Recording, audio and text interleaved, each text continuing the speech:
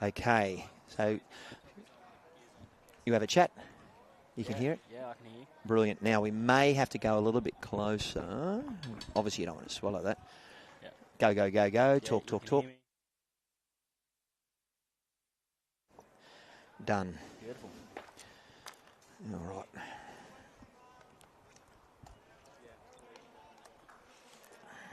Have fun. Enjoy it. Now, what we also need to do is, this is the other thing, if you could write down on that right-hand side, Yep.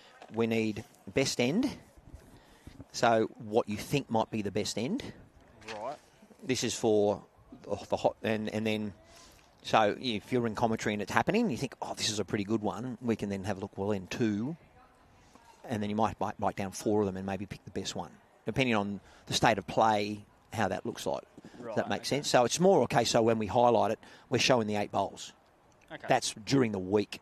Okay, right. So it's not vital, but this goes to post-production. Yeah, okay. They go, what are we looking for? Round 2, bang. Now, the hot shots is the next one, so write the hot shots down there. Now, in your best hieroglyphics, team, Yep. position, end, and bowl, whether it's their first or second bowl. Perfect. But it is the end being through, so not the end that's currently played. So after 12 ends, Okay. because it might be the 13th. Okay, right. And we just got it on one Is that piece of the paper. same for best end? Yes, Yep. I would think so. Okay. And I've got a couple of shout-outs, but there's you. And, whoop. There was me. Are you right to go grab that? Yeah. Sorry, mate. You're right. I won't be getting out of here. You're right. Oh, that's shit. Thank you. I was going to say, I ain't getting out of this chair. You're a good man.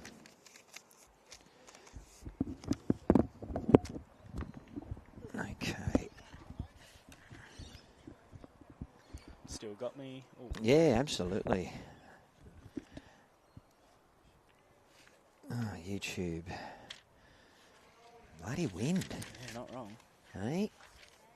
Okay, we put that there. Look, I'm not going to get cold, but that's all right.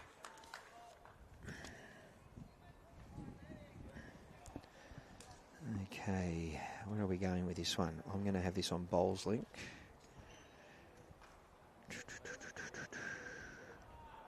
How long's Kane been playing for? Another youngster? Oh, yeah, I think he was, don't quote me on this, but I think he was about 6 when he started. Okay, is 7? he in the current state side? Yeah, yeah. Yeah.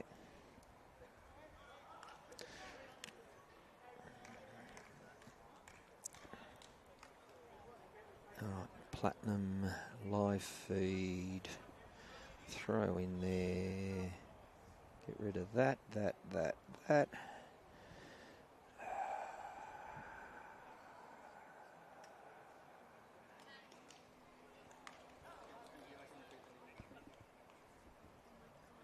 Say that again.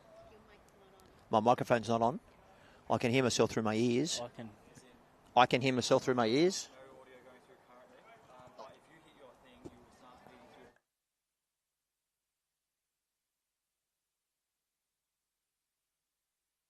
Now, hello. We're now should be there.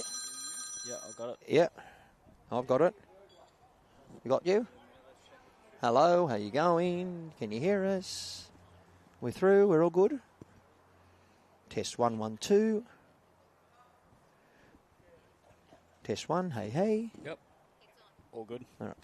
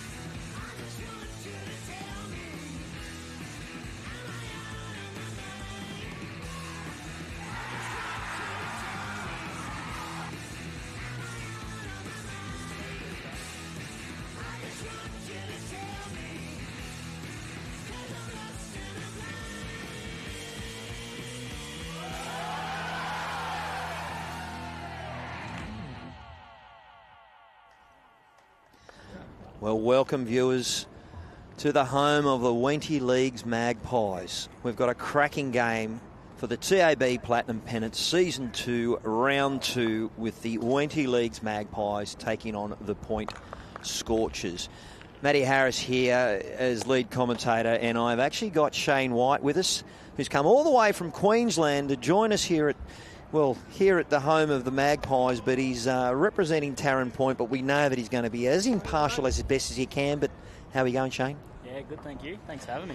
Great to have you here. And look, in a moment we're going to be having a look at the team list of who we got up for the live stream, but we've got a wonderful match for you. On the live feed, we have Franklin Fong leading up with Rowan Dennis, Corey Daly and Kane Nelson. And for the Scorchers, we have Ben James leading up, Kate Walker, Ray Pearce and the Axon. The combination of the state pairs right there.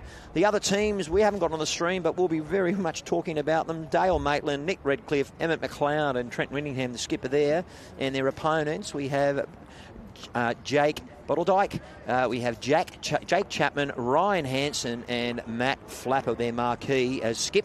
In the final Rink combination, we have Jess Gallagher, Zane Ballhouse, Mr. Cameron Curtis and Jacob Nelson as their skipper, and their opponents, Louise Cronin, Kyle Hansen, Simon Little, and of course Chris Roseanne as the skipper. Well, look, the teams are just getting through their final trial ends. I'll give you a little bit of update about what we've got in front of us. The green speed, around about 15, so look for some nice turning bowls. We do have a wind from the southeast, currently around about 12 to 15 kilometres an hour. We're in a position where we're getting a little bit wind blasted. So as you can look on the green, we're going to have one particular hand will be swooping and the other will probably be a little bit more of a straighter line. But thank you, viewers. We had an amazing game last night for round one with the local derby between the Saints and the defending champions, the Bull Ants, with the Bull Ants getting the chocolates, so to speak. Both teams coming off round one defeats. And speaking to a couple of players pre-match, they're very excited about getting in to their core business, that is playing sensational TAB Platinum Pennant bowls, and I believe the best competition in the world. We've got some sensational players, and I love the colours, and we've got a lot of things to be cheerful for, and I can't wait to get it on. Viewers at home, thank you for letting us know that we were on air before. We knew we were on air.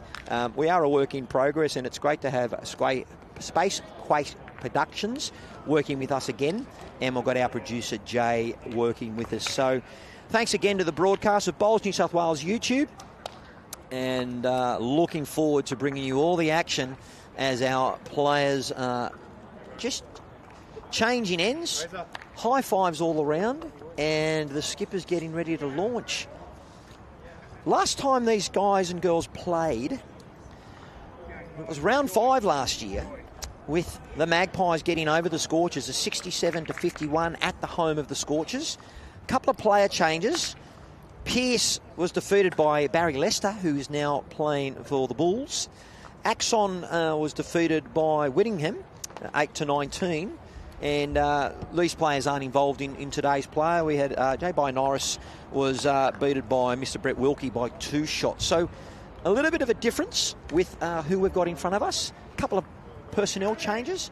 And Shane, the skipper's setting down their last little getting a feel of each other. But how do you reckon they're feeling? As you said before, mate, I think there's a few nerves out there today. Getting early. Yeah. Well, it's going to take them a couple of ends to fill the green out and everything else. In these conditions, that wind? That wind's going to play a big part of this. It'll be swirling around out there, so you'll probably notice the wide hand actually might change. Yeah.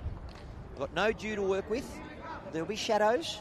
The live stream rink is in the shadows, and so they're going to start. And viewers, keep us informed with your comments. I will try and engage with you as best we can. A big thank you last night to those people who did the aggregate, did the adding up, and let us know where results were. And we will talk about the results. People are kicking bowls back and all those sorts of things. But yesterday we realised that, our microphone, well, our cameras are all microphones, so we've had to have a chat to our players around their code of conduct and their etiquette. Look, I love cricket. I love lawn bowls. I love the sledging. It's a big part of it. But we're going to try and make sure they're a little bit PG. But we're ready to go with our first bowl. And it is Ben James bringing up the start. I actually am not sure. Did Taren Point win the toss, no doubt, and keep the mat? I believe that's what happened. So there you go. No opening start. Ben James.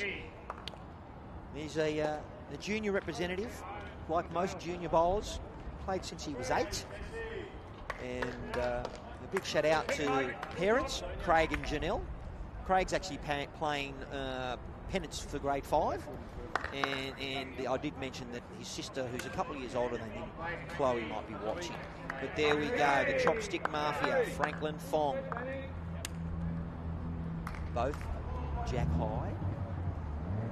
Early ends, Shane, as a lead. Well, I'm a front-end player, a bit like yourself. I mean, I haven't played for under-18s Queensland like yourself, and I know that you've come from Helensvale, playing a significant level of bowls there, under the guidance of Matt Lucas. 17 years you've been playing. My goodness. What else were you thinking of doing? Were you a soccer player, a rugby player, but you just love the game of lawn bowls? Mate, third generation lawn bowler, so Well, Ben sent down his first reply to the Fonginator, and not a bad result, but early on, I know as a front-end player, you want to give your skips the best chance for conversion, so you've got to be a little bit behind. What do you reckon? Absolutely. Even your seconds, give your seconds a chance to trail that jack a couple of foot early on. Ben will be happy with that, but as you mentioned, it's not the second one. Trying to get that pass. Now, a little bit of information about Franklin Fong. He is a seasoned tournament campaigner. You know, he does work in support care. His first club was for Marylands, and talking about a seasoned campaigner, local player, another local player, and the Scorchers are full of them. The Point Scorchers, Kate Walker. Now, she's in the open stateside. I like that. She's just played with positive weight, thinking that I need to get a bowl behind the head. Yeah, give every bowl a chance. And like we found out from Bryce Billington last night with the Saints, Kate was just a sports mad nut, as she called it. Ladies and gentlemen, you may not know this, but she actually won with her clubmates Louise and another player in 2018 the Australian Women's Triples. So they won the state title and went off to the Aussies and won that.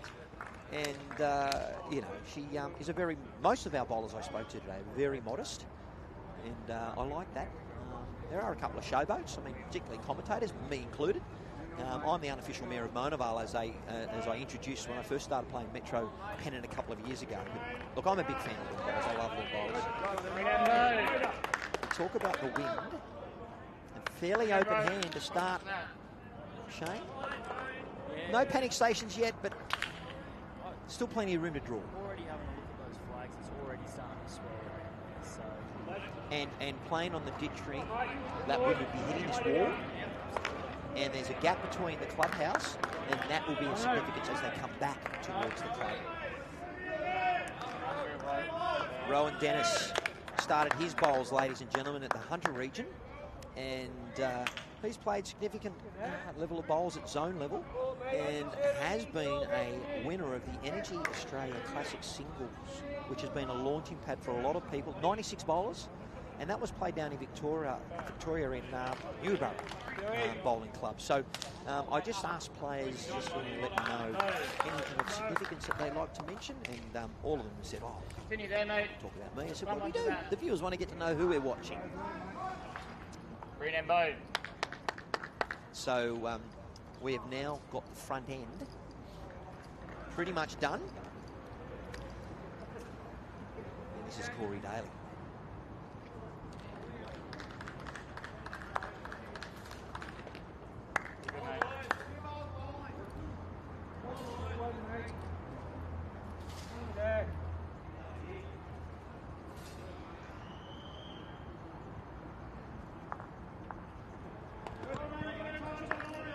righty.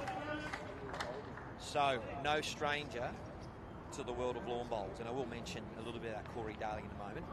But Ray's raving here. So bowls coordination at Taren Point, Point Scorchers, and Sort of that fresh off his Lose around, particularly mine. Down the back end. Pairs champions. Nice for that blue. Pretty good result. Yeah, right there. Very good result, that. Results down there. Push right We around. were talking to him before the game, and yeah, he was very stoked about it.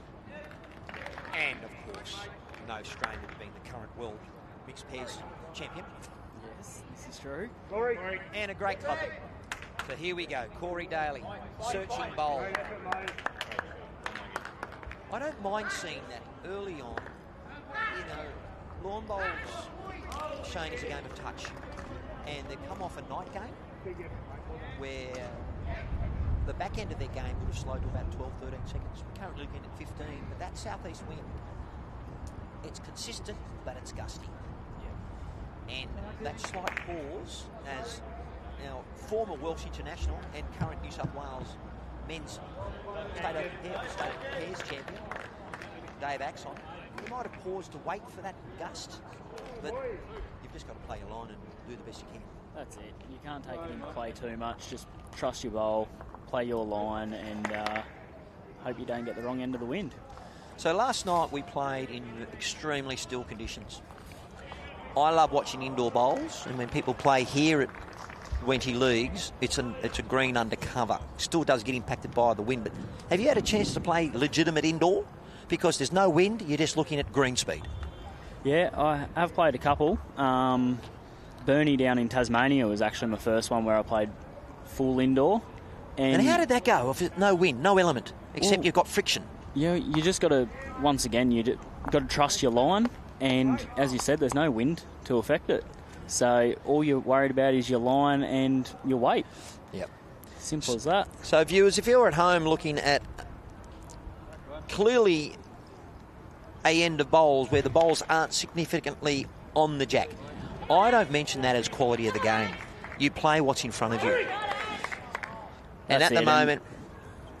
Sorry, mate. No, you go for it. 𝗣𝗟𝗡𝗏𝗡 played a brilliant bowl. Absolute ripper, that.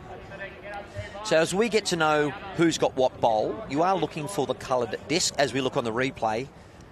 The axe in good touch, as we do expect our back end there from the Scorchers. He certainly is, and as you were saying about the games yesterday, not sure what's happened there. It looks like a bit of a result there for Kane. Kane has gone triple whack, and bowls have splayed everywhere. We've just got a bit of a freeze on our screen at the moment. And it was 1 to Wenty. There you go. Sorry, back to what we were saying. Last night they were up at East Maitland, the Point Scorchers, so on the carpet, undercover, night game. So it's definitely a big change up for them here today. Getting home late. Yes, it was about a midnight arrival back home last night. 2:30 start here. Yep. Triple header. And look, let's face it, I'm looking at really being honest with Razor, and the Scorchers are in a rebuild phase. You know, when I see the likes of a couple of players being blooded at the back end, love seeing it.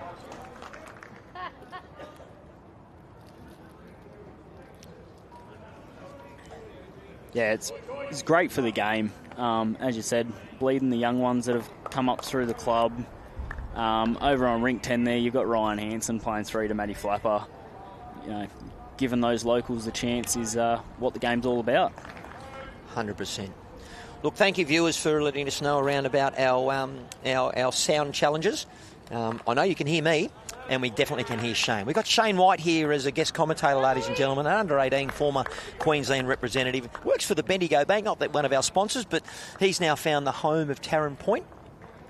He's got a significant friendship with one of our players going on the field of play at the moment, but we'll keep that out of his personal life and keep it there.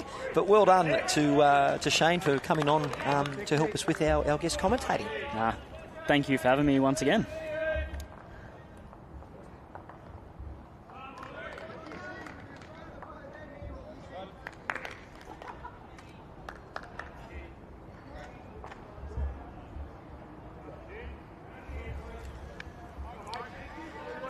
Okay. We've had our opening bowl. Both finish in a good home there, Shane. Yeah, once again, just that couple of foot past the jack. It gives you seconds a chance to trail that jack and start building the head. Fortunately, out of the 3 rinks, each club's on the board. We've got a 3-2 scoreline at the moment. Viewers, just at home, our graphics for our scoreboard that's on the live stream has had to be rebooted. So we'll get that up to you as soon as we can. Don't forget, we've got Bowls Link that will be able to bring the live scoring with what the seconds are doing on their smartphones, but they also do keep a manual card as well.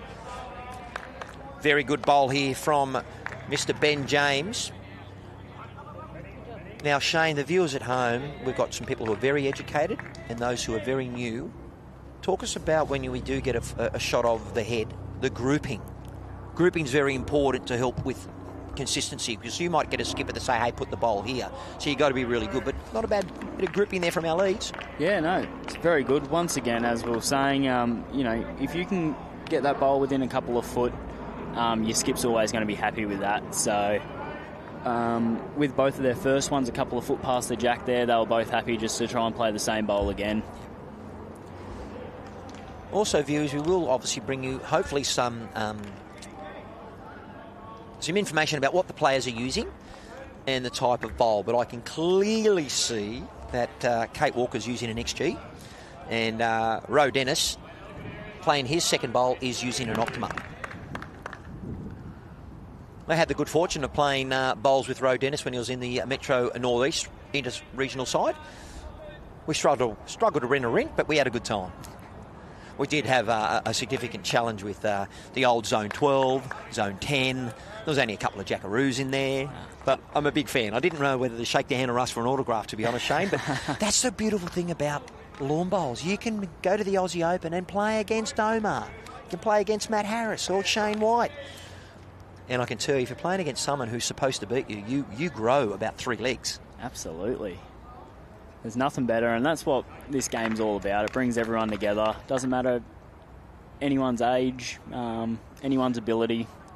Anyone can beat anyone on their day. Love seeing young people come into the game. Here we have Corey Daly. Now, Corey's come from Park Beach, Coffs Harbour, to join the Magpies. Pretty handy shot there. That is the shot. It's finished jack high, but it was a little bit tight. He's using, I call it, clean skin XG. No grip on that. Yep. But a little bit of information about Corey, and viewers, if you are watching and supporting Corey from wherever you are, he is a former New South Wales state singles champion. Good pedigree there. Certainly is. A little bit older than some of our players out there, but I am a big fan of the Razor bowl.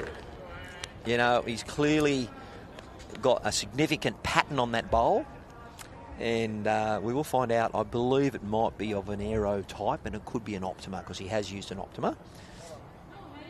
Yeah, I'm not sure what he's pulled out of the bag today. He has a few. He has a few different sets there, Razor. So I do believe they are his Optimas, though. I believe. So Corey has just helped out his second. A good positional placement bowl there from Rowan. Played the up and over with Wenty, the Magpies, at least with one shot. But Razor's going to have something to say about that. His weight was really good again. Just pulling that one across. Interesting when you cross the centre line, where is it going to finish? Yeah, it seems to run away, doesn't it? You get a bit punished, where last night, that would have been a bowl behind. Well, we've got currently, after 3 ends on the master board, we have the Magpies 3, the Scorchers 2.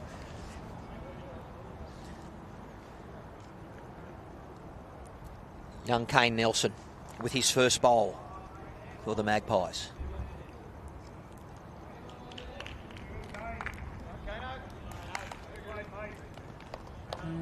Looks like another counter there from Kane. Still plenty of space for Axon, though.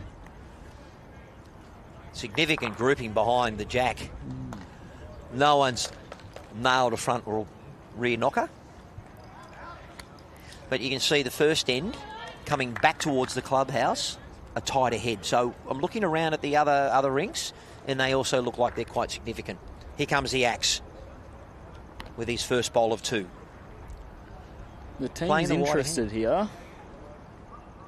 But once again, just running through that couple of foot, the same as the other bowls there. So, viewers, you wouldn't have seen, but the players have 30-minute window to roll up.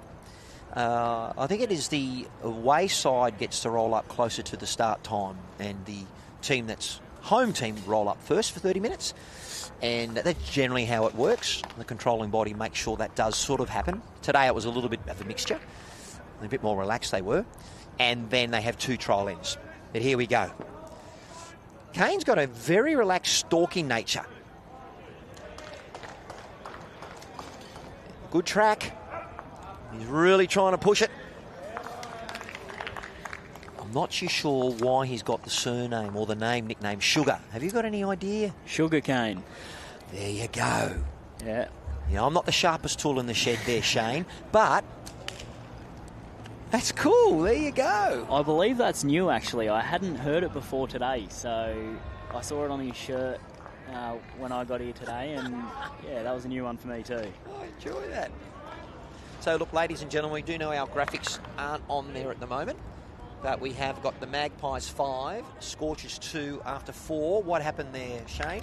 It looks like Axon was just a few foot quick again, and he's just rolled his closest one actually out of 1 roll, and Kane has picked up a 3. Well done. So Wenty are off to a good start on this rink, 4-0 on 2 ends to Kane.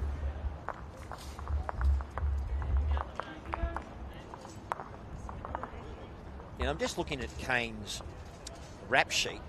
Anyone born after the Sydney Olympics is a young fella. And we do know he plays for the 𝗟𝗩𝗘 Bowling Club in QLD. He is the marquee player.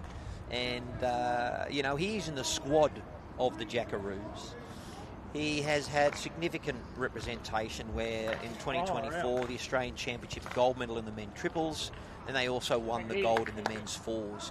So it's a bit of a highlight reel there. He's also been at the World Bowls Junior Indoor Championships where he won the gold in the men's singles. He also won the Junior Indoor Mixed Pairs and in the 2025 Trans-Tasman Overall Development Men's Champions. So there's a bit of pedigree on the green in front of the Shane. So the viewers, if you're sitting down on a Saturday afternoon and not fortunate to be playing Pennants like a number of the clubs here today, sit back and relax, enjoy your favourite beverage, and maybe love a bit of chippies while I'm watching the bowls, and away we go.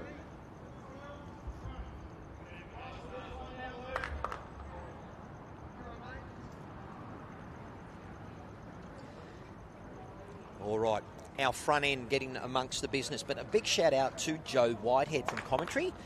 She's got a comment there that she's watching from Cairns. I hope you're enjoying yourself there.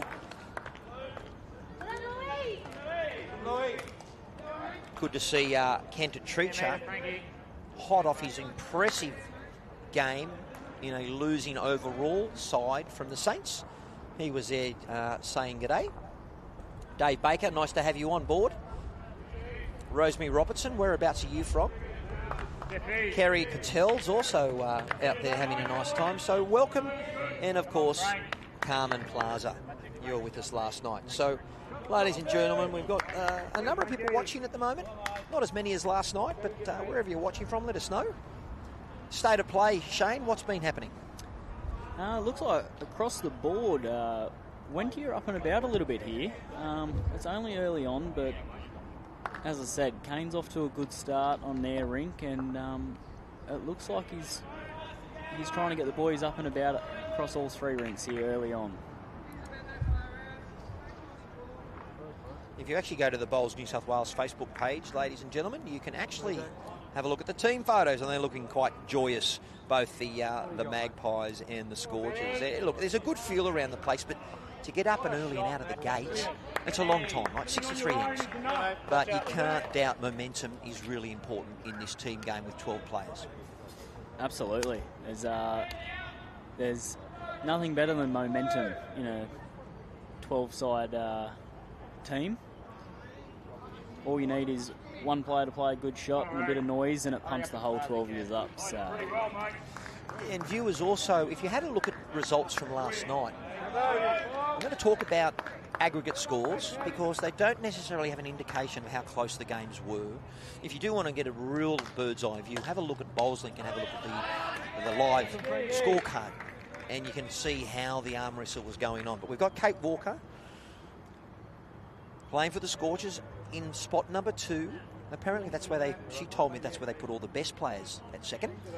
Some people try and say they hide the best players there. But that's a lovely bowl. Positive energy, positive bowl. Rolling into her teammate. I don't mind on the back end, though. Sitting there for a shot. Are you happy to play back end? Are you happy to As play we were back saying end? earlier on, that's a really good shot from Kate there. They already held one, but that's really tidied up the head for the point Scorchers. Well, puts that bowl in a good catching area. That's it. Ro Dennis, meticulous on the mat, a very good delivery. Is a journeyman of lawn bowls and loves this sport.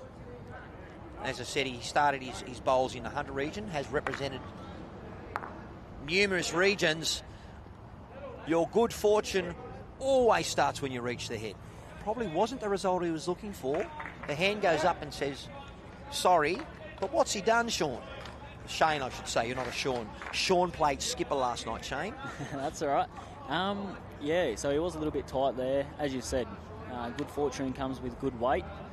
And yeah, he's come off that inside bowl and got the jack almost out of bounds. So it leaves it to the back-end players to have a nice open draw. Oh, sorry, begging pardon. That's Kate still playing there. And it has come back in bounds by the look of Axon's. Oh, did you? No. No call of Razors suggesting it may be out. And they have had an umpire call. Well, Axon's given it the thumbs up from one end and Razor's given it the thumbs down from the other. So, So look, we'll let you go and get a drink while the umpire's coming, and I'm going to talk to you about a couple of things in a moment.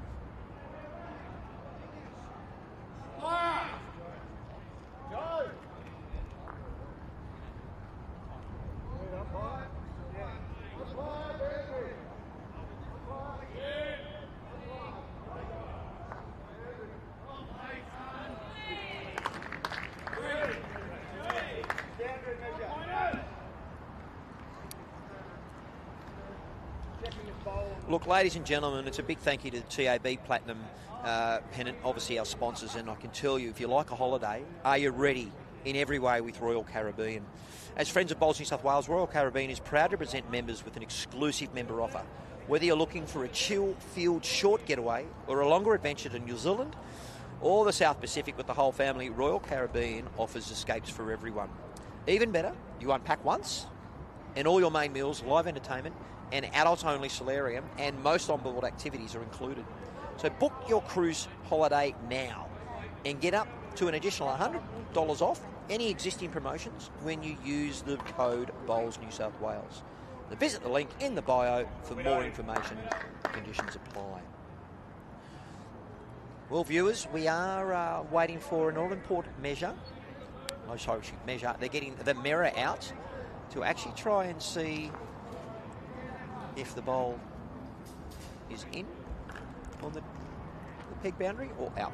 So, Pete Williams, sunny Launceston. What's the temperature though there, Pete? Also some comments on our live stream. Karen Moxie, watching from 𝗟𝗟𝗪𝗓. You know, look, I was married a number of years ago and my priest, being Catholic, came from 𝗟𝗟𝗪𝗓. Rosemary Robertson from Charlestown, the home of the Tigers. Well done. Nice to have you on board. And, of course, good afternoon, Mr. Andrew Fogwell. Foggy, hope you had a good night last night at the home of Cabra Bowls. So we are waiting on a decision. It must be very tight. But I'm going to go through our results from last night. TAB Platinum Pennant Round 1 results. We did mention that the Scorchers were defeated by Easts 60-49 with a 9-1, and it looks like the bowl is in. Thank you to our umpire. The bowl is in. And last night also the Magpies were 53-all with Club Marylands at some stage, and then the game got away with a 9-shot difference of a 9-1 result to Club Marylands. We're back with the action. Corey.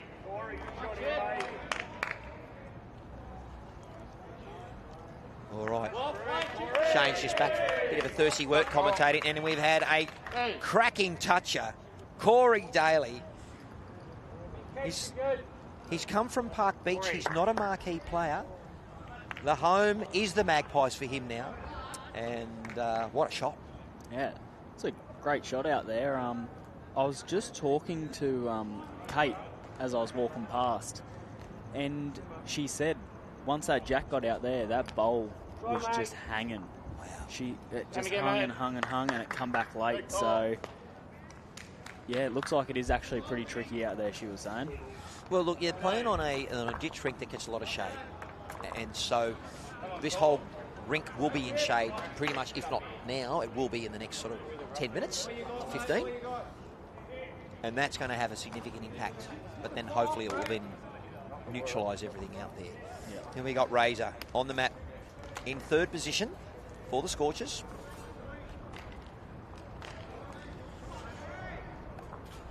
He's following this bowl with a bit of interest. Oh,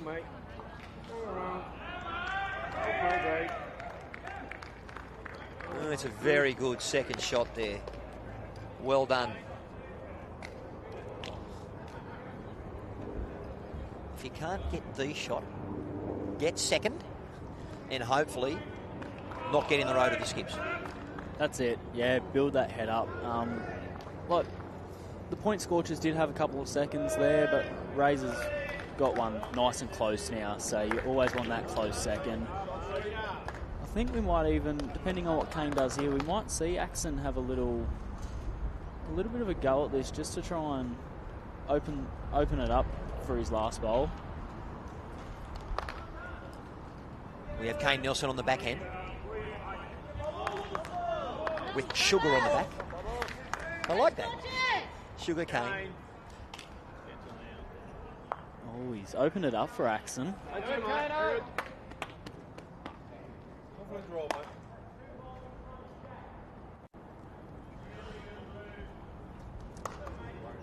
Well done. It's not what Kane was after there, but it has made 2 shots. He had to be positive. He did. It was either make an impact or probably beach it, because we know that Jack is very close. Oh, trick shots are coming, but that's the game. That's the sport, and that's why I love it so much, because of the unpredictable nature of any result is possible. What do you think Kane's looking for here? Is he going to try and leave those holes? Yeah, he doesn't want to put something right on top of it. He would be. I think he'll be trying to play a couple of foot through this. If you get the jack in, your bowl's a toucher. Like, everything's kind of going for it. He's already got a toucher in the ditch as well. Do you think he's trying to bin it? I think he is. With that sort of revolution of that bowl, he's close. Yeah, had enough weight to... Well, he probably didn't have enough weight, actually, to get it in, so he was just trying to draw another there. Good shot. So the axe, he's facing at another potential 3 down. How do you think he'd be feeling? Obviously trying to just think about trusting his ability and backing himself. He's as cool as a cucumber, mate. He'll be as calm as anything out there. I do remember watching him for his second last bowl of the state championships, and it was closer to him than it was to the jack, but he said to me pre-match, I was thinking about the games I just missed, and this is one I want to win. So here he comes. Cool, calm and collected. He strikes it. He likes it. And it is going to slide away. Yeah, weight was perfect. Which was interesting because that was against the wind.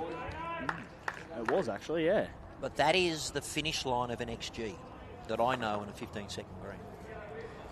Unlike when you play up at Helensvale or Broadbeach. Now, I believe, have you got a nickname named Shorty? That would be me, yes. So, Miss Lindsay Clark on the comment has said, hope you're settled in and enjoying life down. Miss you on the Goldie. Keep up the great work. When are you getting a run out there? And answer is? Thank you, Clarkie number 1. She'll understand that. And no idea. No idea. That is my honest answer. My honest answer is when you're good enough. That's it, yeah. So what have you got to do at the club to crack platinum? Because this is what a lot of people do. I'm not good enough, so I'm commentating. And I'd love to have a crack. But, because I'm just a fan of lawn bowls. But for you, you've come down.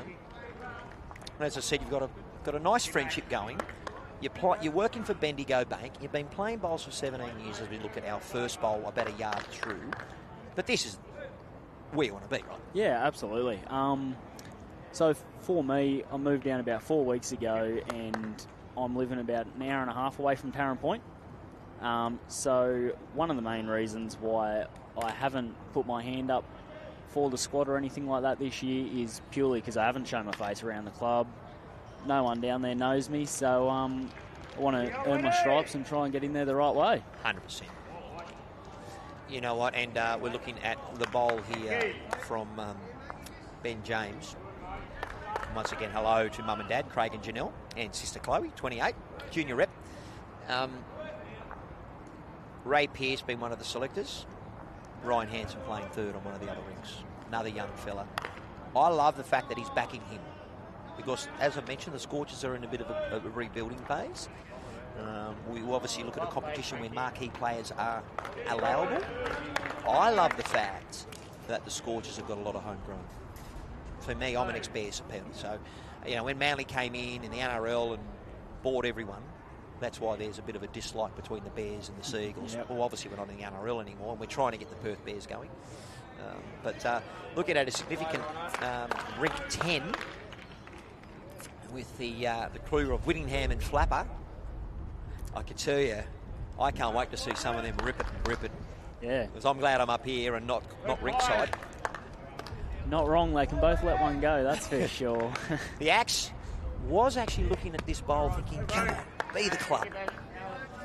But you feel that gust of wind that's coming up at the moment, Shane, that's more than around 12 kilometres per hour. Have you had some of those moments where you let it go and gone, oh no, I've made the correction, I'm still going to finish closer to my feet than the jack? My issue is I don't know if I've made the correction or not, mate. Nah, absolutely. I think everyone's had that issue. Rowan Dennis, very reliable. He's a yard through, but we do know that on this rink at the moment, there have been not ends that have been jam-packed. It's been a lot more tactic, sitting bowls. They've actually been playing a lot of positive bowls, minimal short bowls at the moment. Yeah, I think going back this way, I know it's only a couple ends in, but we've noticed that everything, apart from Ben's one there, everything else seems to be going past that 2 to 3 foot. The heads are a bit tighter going back this way so far, but once they get the weight going, it's going to be some cracking head seen later today, I reckon. Absolutely. And patience is a virtue in lawn bowls. You know, yesterday's coverage was around about 4.5 hours. Average match. It was weird to actually see Disco last off the rink because he's so quick on the mat. But they had a couple of kills. But we're in a great vantage point. So viewers, you know, if you can't get down to Wenty League's Magpies, you're in a great place. We see vision there of Kate Walker. Sportsman extraordinaire. Loved playing softball and cricket. She's got the XGs.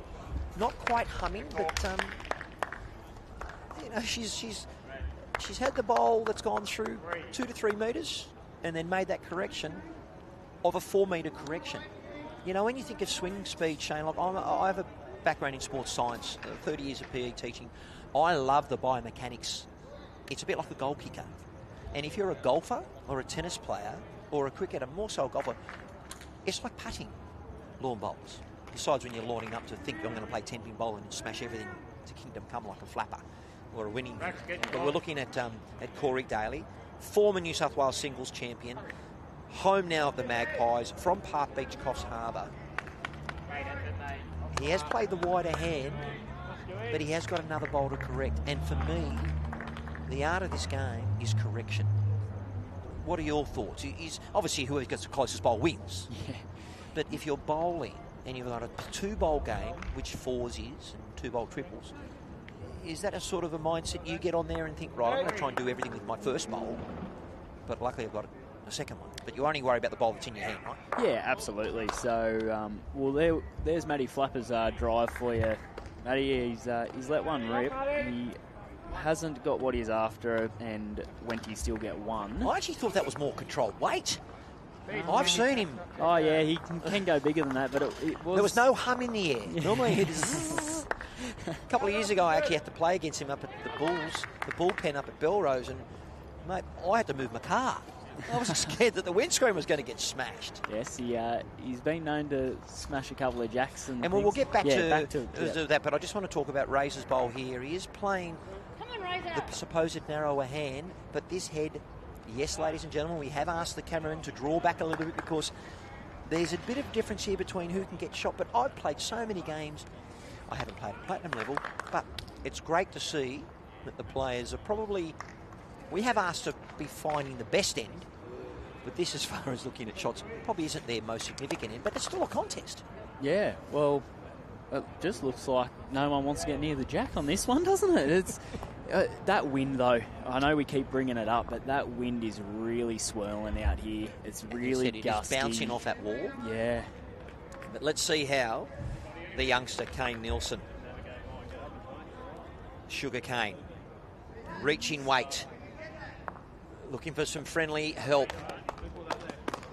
So, looking at this, I'm trying to work out who has shot. Yeah, well, I think it's... is that going to be Corey Daly's bowl? I believe it's Corey Daly's just behind the jack there. And then Razor's short one looks to be second shot from here. Well, we do know that the Scorchers aren't on the board at the moment. This is a perfect end where the axe brings in his best singles play, because at the moment it's a shootout between the skippers, right? It certainly is, and he's chosen this forehand here because he just needs to get a roll out of Kate or Razors, and if he gets a perfect line, he's drawing just in between them. So, and he has done that, and he's dropped his shoulders thinking that didn't give. But you know what? You have a look where his bowl's finished, and that is on the centre line. So he has played with that weight to move that bowl. Probably didn't have to play that heavy to get that, because both those bowls of Kate and Razors are on the running surface. Yeah, absolutely. I don't think he would. He was deliberately trying to play that much weight. So here's another one. That's it. I think this is where we were talking before about correction being a big part of the game. Boom. So Kano, Sugarcane, Nelson has shown you how to do it. Yeah. And look, in these conditions, that's a really effective bowl.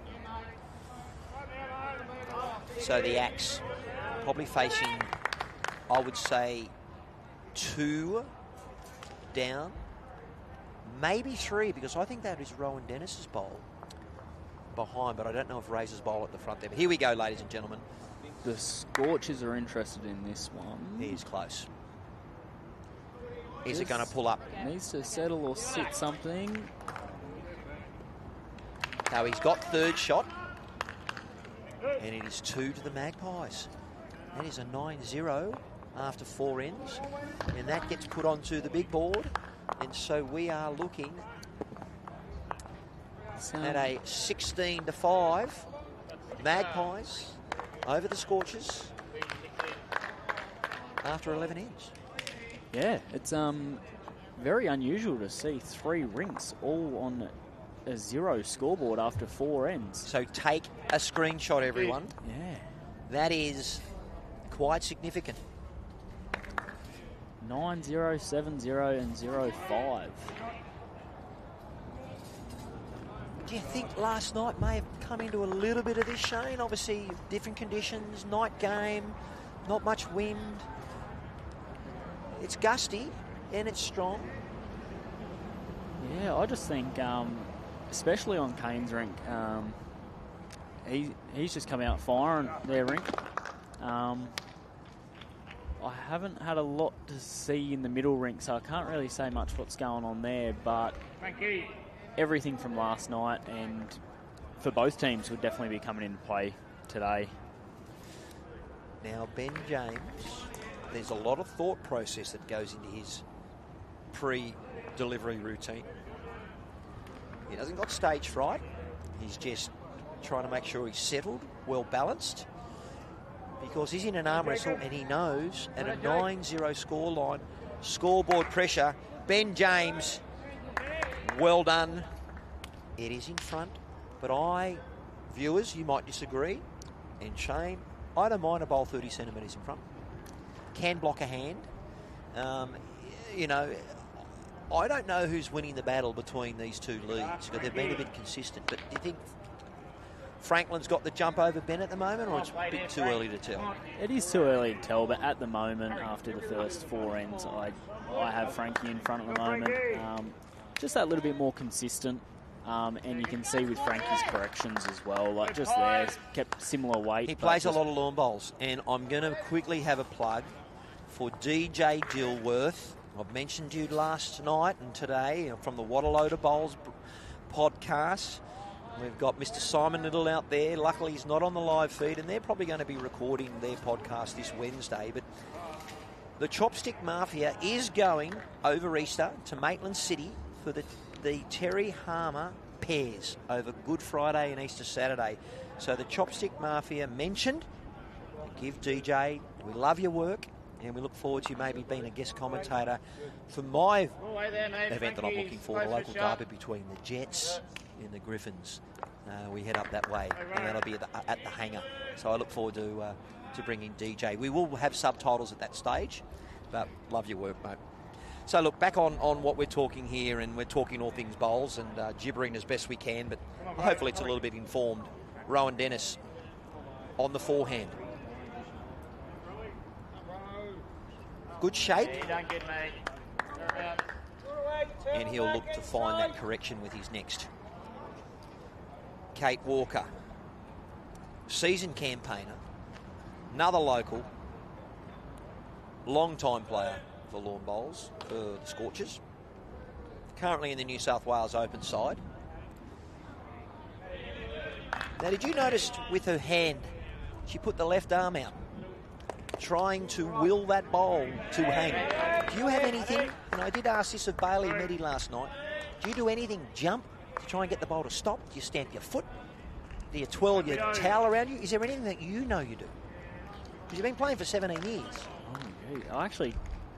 I do carry on a little bit when I play bowls, so I don't actually know if there is anything I do in particular, though. I'm not too sure. Sorry, Matty. Yeah. Well, I spoke about you playing for 17 years. Rowan Dennis, we've just had his little banner slide come up. Here comes another bullet on our middle rink. You've got to watch out for your shins there when Whittingham's having to go. But yeah, Rowan Dennis has been playing for over a quarter of a century, 25 years, and he'd be lucky to be 43. You know, and he's a father. He loves playing lawn bowls, and with his job as a rep, he does get to play around a lot of regions. Hence, he does tend to play different clubs. So, sorry, Matty. Just jump in there. Kate's just drawn a back toucher. Here it comes. Out on that tricky hand, that too. So that's a very good shot, that. Get that. If that goes, I don't mind. It's not a bad shot anyway.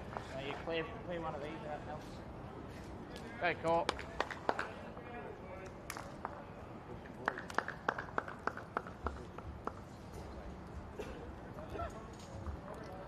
We haven't seen many of them. And there's no disrespect to the players on the green.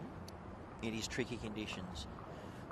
I believe this TAB Platinum Pennant competition is developing to be one of the best team competitions in the world. We do know in Australia we have significant Premier League competitions in Queensland and Victoria. Season 2, love the promo. We've got obviously a lot of local legends, Jackaroo state players, representative players coming through. This gentleman here, current world champion of the mixed pairs, Razor Pierce, coming off a little trip up to Ballina where he grabbed the open men's state pairs with his skipper, the Axe. Jack in, get the balls, the speed you feel. And I know the quality of that player, and for him to pull his bowl across 3 to 4 feet, tricky. Definitely. Yes. As you said, we haven't seen too many right on top of the jack, but that is definitely because of the conditions out there today. Can I ask you, we just saw a bowl there from Corey that was almost ditch weight. He played probably an upshot or an onshot. The replay shows he was looking for a result to try and split bowls. We haven't seen too many bowls of touch by our thirds at the moment. They both seem to be struggling with the touch of the speed of the green, particularly with this wind. But let's see if Razor can grab it. They are only 5th ending. But before you know it, we're going to be 1/3 through the game. What's he done? And we do have the shadows, obviously, so when they do come into play... Changed it over to the forehand, and he has corrected the line there, but just pulling up a couple of foot short on that one. It looked like he's using the Optimas today. Did you see that turn? How quickly as it slowed, the bias then bit more. So we do know that hand is drawing significantly more. Don't know much about Kane besides obviously his rap sheet, but I knew though that he plays at Moonee Valley in the Victorian Premier League. And how did he go up in Queensland playing for 𝗟𝗓𝗡𝗨𝗠 in the Queensland Premier League? Yeah, so he was skipping a rink for 𝗟𝗓𝗡𝗨𝗠. Obviously, he's, I believe, pretty good mates with Dylan Fisher from Moonee Valley. Yes. I think that's how they've kind of got him down to Moonee Valley, and then they end up getting Dylan Fisher up to 𝗟𝗓𝗡𝗨. So brilliant. I was calling Dylan Fisher Dylan Skinner last night because we had a guy get on the live feed, and I was trying to say Dylan Fisher because he did play for the Belrose Bulls, and I kept up saying Dylan Skinner, and rookie mistake, but it was funny. But anyway, but the axe with pace, searching, and looking at the player shadows. The Scorchers are all cheering it, so he must have got what he was after, but I can't really see from here. Sorry. Yeah, those shadows do come into play. You would have heard that bowl hit with significant force. I've got red cherry bowls, and when I first bought them, here we go. A bit of information around our players. We don't have Ben James on the map, but Ben James, he's a youngster doing what he can. But here we go. Young Kane Nelson also playing, and I'm not surprised to see this tactic. Oh, that's a great shot from Kane. Just talk us through, because we missed it on the... He killed it? He has killed it. He got the bare jack, so it's all he really had on there with big weight was just to get the jack. So Shane, from your representative experience and seeing the shots both skippers just play, that's telling me it's difficult to back your draw here. Yeah, absolutely. When they're already resorting to, it's easier to go straight at it than drive or draw. Yeah, exactly right. I normally, when I've played two times at this Aussie Open, I'm on Broadbeach and I'm going for a roll-up and it's playing 18 seconds at 7 p.m. at night. And then I get a howling southeaster or something and the bowls are moving sideways and I'm looking for the narrowest bowl possible that's going to take the line, drive or draw. Yeah, that's it. And I think you'll notice that once again, going back to the wind swirling around, you will notice that there will be a fair bit of driving today because it just takes it out of play. So we're going to record that down as a hot shot. Significant. At the end of N4, so N5 coming up. And we're just going to make reference of when it was and away we go.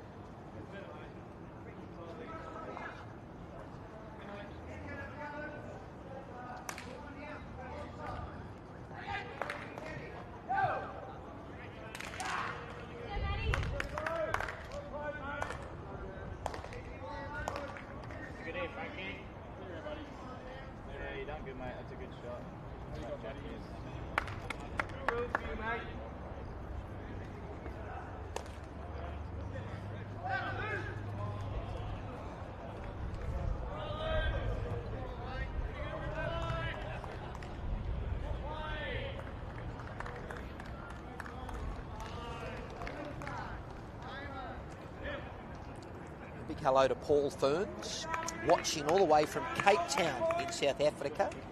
Playing club singles final later today. All the best for you, Paul. And as we're looking at the front end going through, Cameron Curtis, no stranger to the world of lawn bowls. Australian coach, too many titles to mention. But his sister, Sam Curtis, hello to you. Cameron actually played up at Ocean Shores Country Club in 1984. Sam won the ladies' major singles. She's a two-time singles champion. She didn't go back-to-back. But Sam Curtis, go you good thing. Your brother sends his love. And, you know what, he promised, you know, he wanted to be on the live stream, but he's got too many other things to do. So well done, Sam.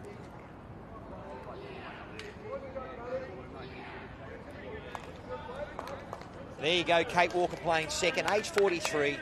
We're more talking about years playing, and she's using an XG size 3. Not unusual with most ladies having a smaller hand. To get a bowl that feels comfortable. What do you use, Chuck? I use Dreamline XG's gripped size 4. What colour? Half orange, half black. And the duo works well for you? Does that help with looking at approach with your green speed, or is it more just look on the green? It was Anthony Keepy from Helensvale. He'd used them once and didn't like the grip on them, so he's selling them cheap around the club. So there's isn't that just the way things work? Certainly is. Here we go. Kate getting ready to send her second shot. Now look, she's looking for a correction. She was 4 feet through. She has turned her back on that bowl. Clearly not happy with it. But Shane, for me, being a bowls coach, I believe players need to take their medicine and watch it because there's no feedback. Yes, she's short and yes, she's narrow, but I think you need to just see run of the green. You can still learn from a bowl that perhaps not what you prefer.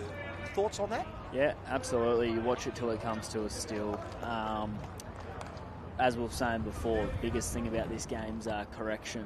One of the biggest things anyway. So if you're turning your back on it, you can't correct it for your next one.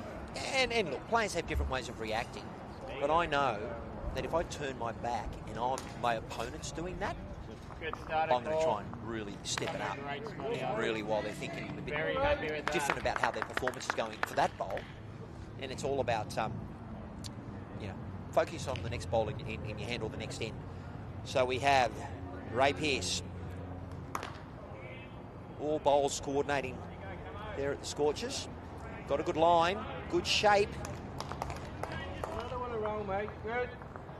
No finish. Is that telling me that it might have dipped a little bit with that shade? Yeah. Yeah, I think so. That shadow's really come across the green now, so I think we will see that tighter hand. It's just pulling up a bit quicker. Tighten up, and it's probably lost that foot or two, so... And you know what? Corey has probably watched that bowl of Razor and gone, I need to play a little bit with up and over to try and move that jack because we've only got a couple of bowls short of jack high. Let's see the correction from Razor. Normally does this pretty well. Right. He's close. Stay up, son. Well played, buddy. It's a great shot from Razor there. He has made 2 or 3 out of that, so... Well, if we look at the major board and the Rink scores, the Scorchers, this is the only team that is yet to have the one flipped over. You know, if I'm on the green there, I would go up and just check just to make sure that the scoreboard's not broken. But they're trying hard. But you know what? The back end for the Magpies are really just doing a job there on the Scorchers at the moment. They certainly are. And Kane thrives off this sort of stuff. So he'll once again He has pulled up a couple of foot short there, but He just needs a foot. As we saw a couple ends ago, he corrects very well. The Axe making his way down. I don't think he'd be enjoying having last bowl this many times. And you know what? I think the good fortune has been shared. There hasn't been too many apologies of whoopsie. The Axe sends it on his forehand. A little fist pump as he makes his way through. Come on, Axe. Kate Walker, little shout. Come on, Axe. And that has rolled in to be another shot. I'm looking at that thinking we've got a count of 4 with 1 bowl to come. Yeah. From our Jackaroo squad member, marquee Queenslander, Kane Nelson. As you mentioned, Shane, Queenslander loves it, loves the pressure. Let's see what he's got on offer. Ooh, out of the hand, he's already telling it to settle, so he didn't love it out of the hand, but he is chasing. That's a great correction from Kane there as he gives the fist pump. Brilliant. Yes, he is 2 feet from the jack, but he was 4 down. It's a very big shot in the context of this game here. Absolutely. The Scorchers, if they don't get this end, they're probably saying, what have we got to do? The Axe on the forehand. You know what? I would think that he might try and sit that bowl. And he's playing with weight to do that. There we go. Oh, what a shot, 𝗣𝗟𝗡𝗡𝗏. That is brilliant. Did you just hear that on the live feed, everyone? I reckon they heard him scream at the Scorchers way back at Taren Point. All I'm glad is the Axe didn't jump. What a shot. Ray Pearce with a significant smile. More of a sigh of relief. And you know what I would have done if I was Franklin Fong? I would have handed the mat to Ben James and say, let me introduce the mat to you. Do you know what to do with it, my friend? That's the sort of sledge I love. There's nothing better in a game of bowls with a bit of sledge like that, but I can't see Frankie being the kind of one for that, to be honest with you. No, he'd be more getting the chopsticks and focusing on his own game. The support worker, original club from Marylands. He's had a taste at Cabra, but he's been here at Wenty ever since Cameron Curtis has been on board. The season tournament campaigner, there is one person that loves a scrap. He's the Fonginator, and he's actually got a really good sense of humour. I laugh every time I just look at him. Here we go. This is when you want a front knocker from Ben James. Absolutely. 𝗣𝗟𝗡𝗏𝗡's just got their team up and about here, so it's up to Ben now to really get this end started. And that's a good start. Certainly is. Just a foot past the jack there, so a couple of foot past. Interesting coming down this end that both leads playing different sides of the green. Yeah, Ben just jumped onto that tighter hand from the first end and he's persisted with it, so... Let's just see how this battle starts to transpose, particularly at the front end. Little win there, Ben James. Have you been a person that's actually kept a little emotional scorecard when you're up against your own player? In a team sort of information of around about 12 players? As a lead, I have, yeah, absolutely. Just keep a mental note on, mainly for the reasons of seeing what I'm doing wrong and, am I really struggling on my backhand but I'm losing to him and he's playing his forehand. Should I jump over? Maybe that hand's easier or just little things like that. What are they seeing that I'm not seeing? Yeah, exactly right. Ben James with a follow-up. 2 good shots from Ben there. Effective bowls, both still in play. Franklin Fong.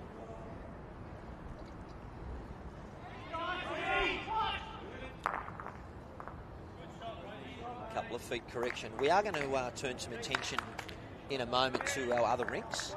You can see the scores there on our live feed. And Yes, Franklin has ended up with the shot, but positionally, I give Ben James the win then. Yes, he's got the shot, but it's a Jacko bowl. There is a gap between that Jacko bowl and the Jack, of course, so it's not an easy bowl to plan, but there are holes for bowls.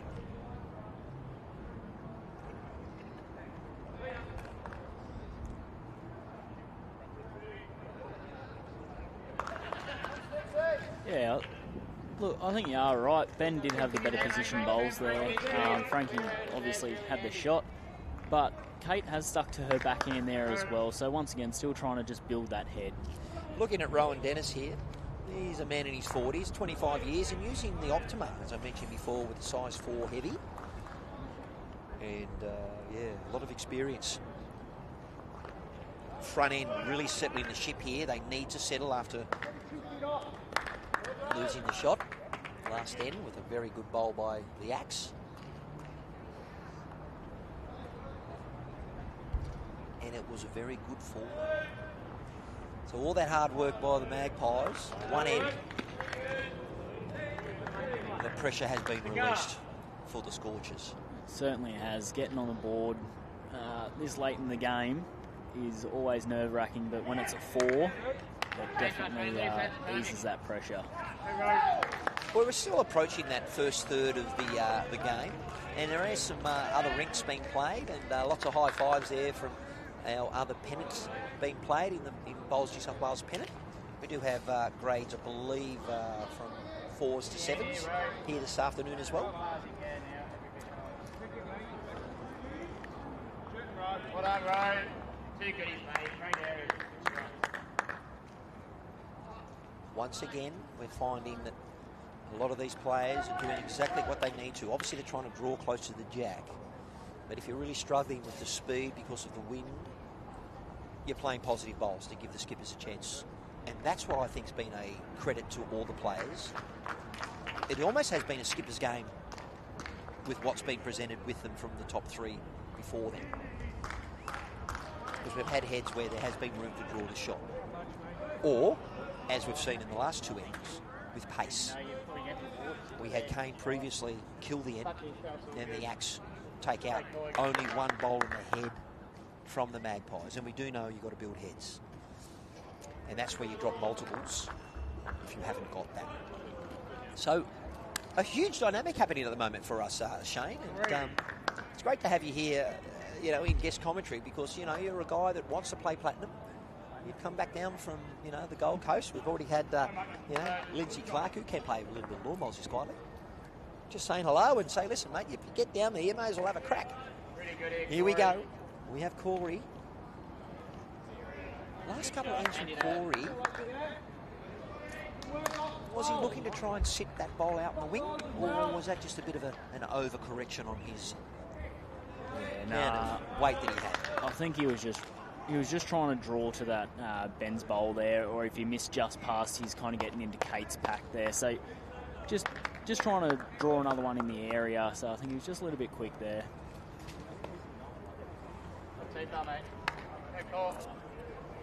I have to tell you, watching Ray Pearce's body language, he's scratching his head. He's throwing those out there, thinking they're going to come back, and they've hung. I think he'd be a little bit more disappointed on his weight there, Razor. He would have been trying to, give it a chance, trail that Jack 2 foot. You've got everything past, you sit that bowl. So I think he'd just be a little bit disappointed that he's dropped a couple short there. Lovely correction, Corey Daly, former New South Wales singles champion, bringing all that experience. Yeah, worthy of a replay. Well done. Currently 2 to the Magpies.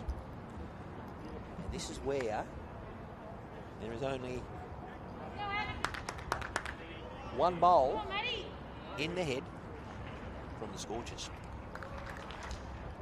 The Axe. With the look of his face, he's looking to attack. With a bit of an up and over shot. I think that's still encouraging for the Axe. Yeah, it's still a good head built up there for Scorchers. Like, he didn't get the exact result he was after, but did get one out of the head and still has 2 or 3 maybe even 4 catches there, depending how the jack goes. So Kane with his first bowl of 2, where do you think he's going to try and place this? He looks like he's playing the backhand. Yeah, he's just got to try and get out to Ben's there, and if he misses a little bit wide, he gets to axes or just anywhere in that general vicinity on that left-hand side there, or right for the viewers. Quite stylish sunglasses at the moment, a little bit different to what Ben James is wearing.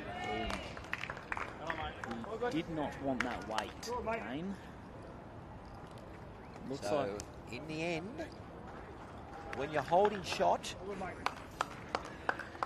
the rule is... Yeah, you don't want to put anything in the outline. Very much so. Okay. Take that one. Take the back one. Even the best of the best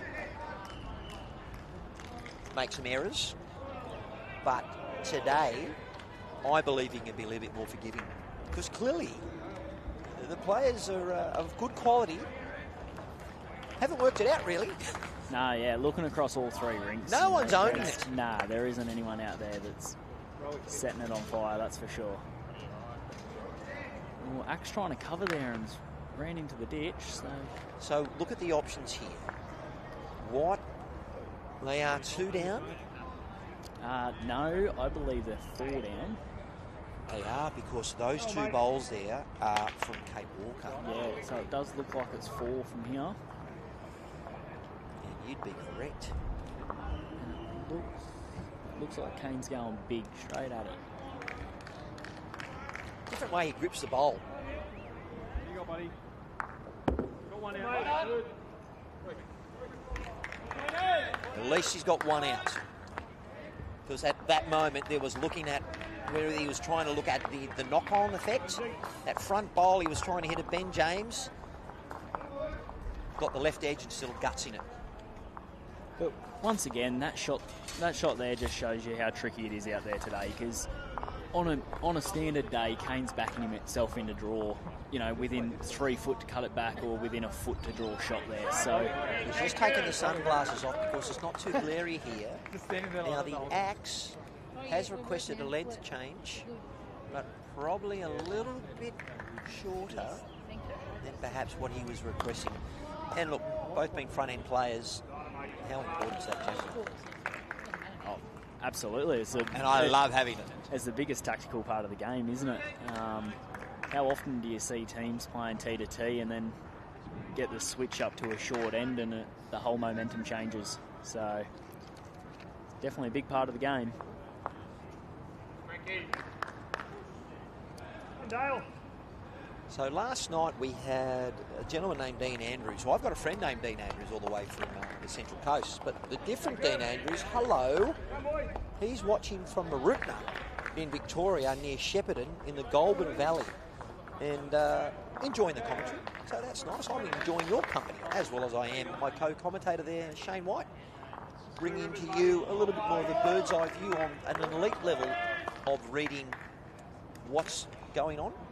But as we look at the front end doing their business, 6 shots, 19 ends, 1/3 through, state of play, Whittingham 10, Flapper 1.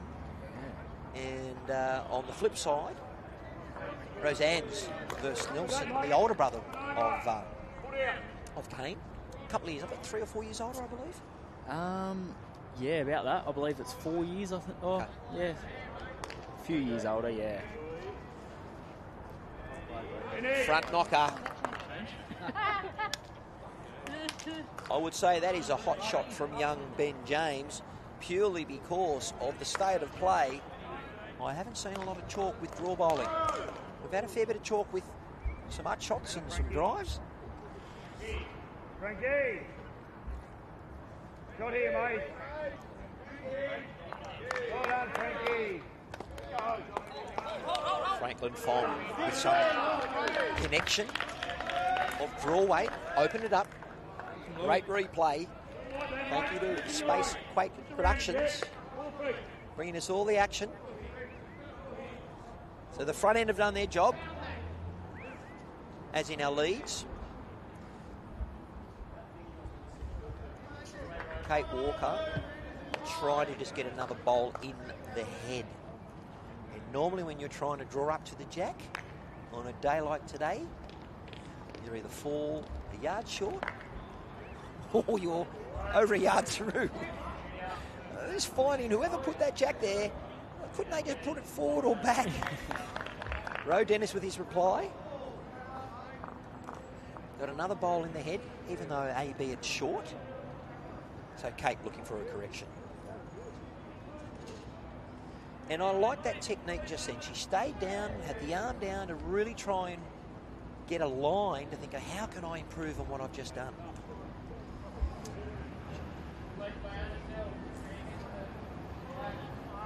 So about 3 foot short there, 4 foot short from Kate. So it is on the line there though. So plenty of time to fix up and get her mojo going in this round 2 clash here for the TAB Platinum Pennant Season 2. The Magpies with the ascendancy at the moment, coming up into our first third of the match.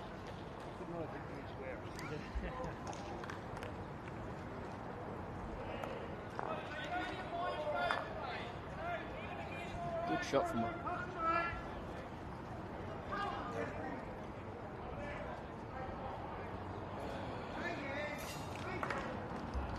Sorry to mute you there, Shane.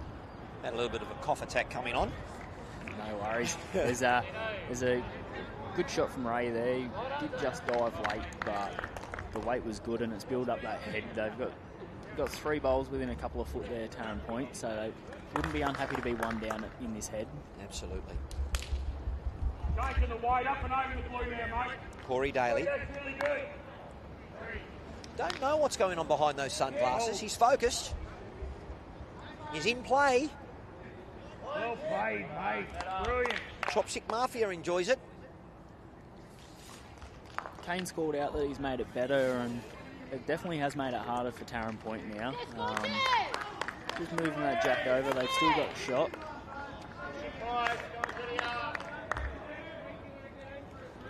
Here we go, Ray Pearce, 40 years young, 26 years playing, and he is using the Optima, 3.5. Just talking about Razor and a bit of background information and how he actually came to play lawn bowls. He was playing street footy, and he calls street footy NRL. Used to play with the likes of Adam Reynolds, who plays for the Bronx. But what brought him to bowls is he got flattened by Nathan Merritt, who played for the Blues. Got an injury, couldn't play NRL street footy anymore. He welcomed to lawn bowls at 14 years of age. I never knew that about Razor. Oh, there you go, neither did I. So, look, a lot of our players coming to bowls have normally been quite good at another sport. I just love the competitive element of anything. But here we go. Corey Daly, very still-faced. Connection. And I think that bowl that he promoted of Kate Walker may still be shot as Razor has a little look. When we look on the replay, gets the bowl fat, connects the jack,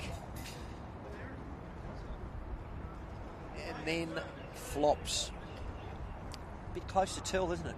Yeah, Razor did give Axe the it's a measure, so a little bit too close to call.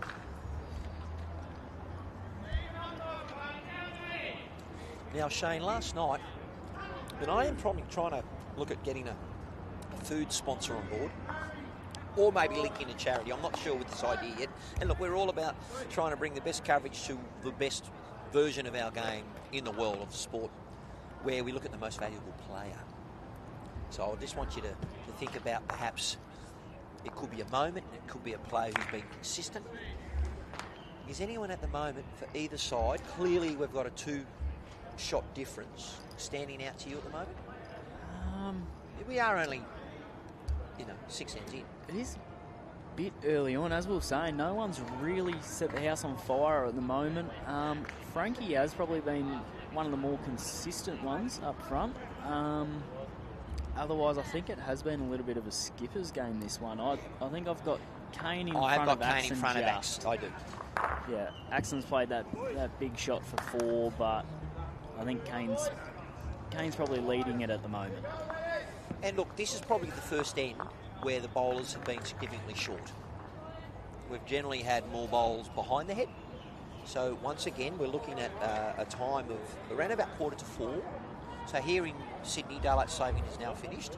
And so when I roll up after work, 4:45, if there's no wind, I look like a champion. Because the green's probably gone down about 13, 14, my ideal conditions. But if you're a Queenslander coming on 14, you'd be going, oh my goodness, I have to bowl over arm to get the bowl there. Because you're normally playing from a Queensland point of view with Helensvale. How good's the indoor up there, or I should say it's undercover? Yeah, the undercover greens. Yeah, they've got 2 of them now, both under the domes, and they are magnificent. Nice 15 seconds, and yeah. And I don't know if he's still Matt Lucas, former Jackaroo, or is he in the squad? Ooh, it's a good question. I believe he's former Jackaroo, but He's the could bowls be coordinator wrong. up there, isn't he? No, he's not anymore. No, Really? he hasn't been for a little while. Isaac Morn. Okay. Yeah, Isaac Morn's the bowls coordinator. Well, yeah, the bowls coordinator there. So. Great shots there. I really like that shot from our camera crew. Well done. Spacequakes Production doing a sensational viewpoint, but we've got a number of spectators here. But look, as you understand, a lot of the bowlers are playing pennants themselves at the moment. We've still got the final rounds of a lot of the Bowls New South Wales Championships. Fortunately, myself playing for the DY Swans, playing in Grade 2 this year. I came away from the Mona Vale Villains after a Grade 1 campaign where we got to the state championships, but cabra took care of us in the first game, and it was almost first past the post. But I moved over to DY, which is a fairly neighbouring club, and a couple of us came across, and Kane's leading Rink here, and he was tackled by his own teammate. So we'll get back to my story, but let's have a look to see. Just while they're talking here, having a look at the head, Jacob Nelson's just played a big one on Rink 11 over there. Can't see exactly what's happened, but I can see a toucher in the ditch. Oh, and he's sitting about a foot off it in the ditch. So There you go. Great shot. So they've got a measure going on. But yes, so fortunately the DY Swans, we've won after 6 matches of Pennant. And we're playing at Nowra in the state championship. So I'm playing second for Brendan Brownie. And the good thing is my pairs partner, Ry Berry, who plays lead, we've got the major pairs final. So a new club. I wanted to try and make a statement to say, hey, listen, I've come to play. I can do more than things than just talk. And so I've got to play against DY's favourite son, Shane Morris, and Brad Langlia. So, fellas, I know you're watching the live feed. We're coming to get you. But, look, it's not going to be for 5 weeks because I'm on the microphone for a while. Oh, happy days, and good luck with it. Yeah, thank you. And, look, that's talking about where your new home is. Where's home? Like, you're obviously close to the club, but have you found a home down in the Shire, or you're not sure? No, I'm up in Hornsby, so I'm about an hour and a half north of Taren Point. So, bit of a hike to the club, but that's all right. Well worth it. A lot of local players here playing for the Scorchers, the Point Scorchers. Biggest margin on the big board to date. We're a third of the way through, and we've got a 10-shot deficit. Still plenty of time. Yeah, well, after the way the game started, I don't think Taren Point would be, too unhappy with that 10-shot margin, because it looked like it was really going to get away from them early. So, as we saw from Taren Point last night, they got out to a 22-shot deficit to East Maitland, and they just stuck with it. They ended up losing by, I think it was 10 or 11, but they are definitely a team that just grits it out to the end. So it's definitely way too early to be calling anything in this game. The match on Rink 10, the middle rink, as we see Ben about 3 feet short. He'll look to correct on his next bowl to obviously make it an effective bowl. But yeah, the winning 10 flapper match, 11 shots, difference in 8 ends. And Kane Nelson and the Axe we're watching with a 2-shot difference. Young Jacob Nelson and Roseanne's in a 3-shot difference. So that has come a bit closer as well. So the arm wrestle continues. I love it about the TAB Platinum Pennant. round 2, season 2, is after last night's match, the Bull Ants got a win away, but they're playing against the Mount Lewis Lions at home for the Mount Lewis Lions, who have got a pretty good roster, a couple of player changes.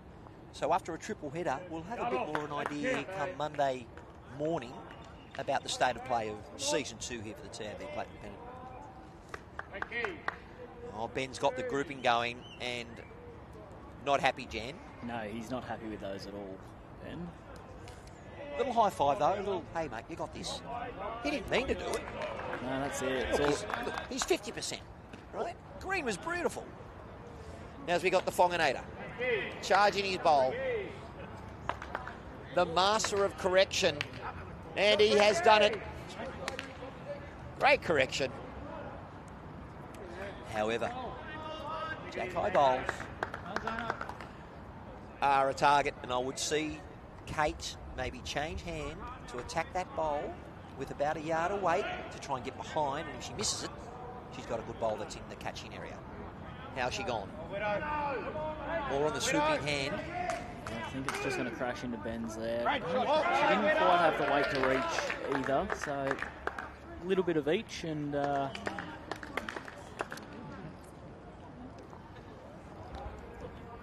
so this is where, in that replay, Shane, front end, have to really find their mojo for the Scorchers to continue in this battle we've got going on. yeah, absolutely. And this is massive from Rowan. He has pulled up short there, but he really had the chance to capitalise with Taren Point having 3 short bowls. He really had to be getting to Frankie's bowl there, or trailing the jack, or just trying to change it up a little bit. What I like about, you can't see it at the moment, we've got Kate on screen, but the axe has got his foot about 2 feet behind the jack of where it's so more, hey, I'm going to give you a visual, just to give her the best chance to work as a seam. And I think that's a really wonderful experience, and she has missed by too much. But as a positional bowl, you know, it's not exactly what she wanted, but she's given it a chance. Yeah, a lot better there than being where she was landing with her front-end teammate. So this end, Roe Dennis playing the wider hand. Got a little bit more opportunity here. Finishing a good home.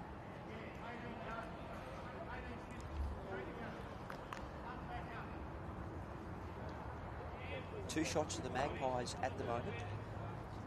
State of play in our other rinks. You can see that on the live stream.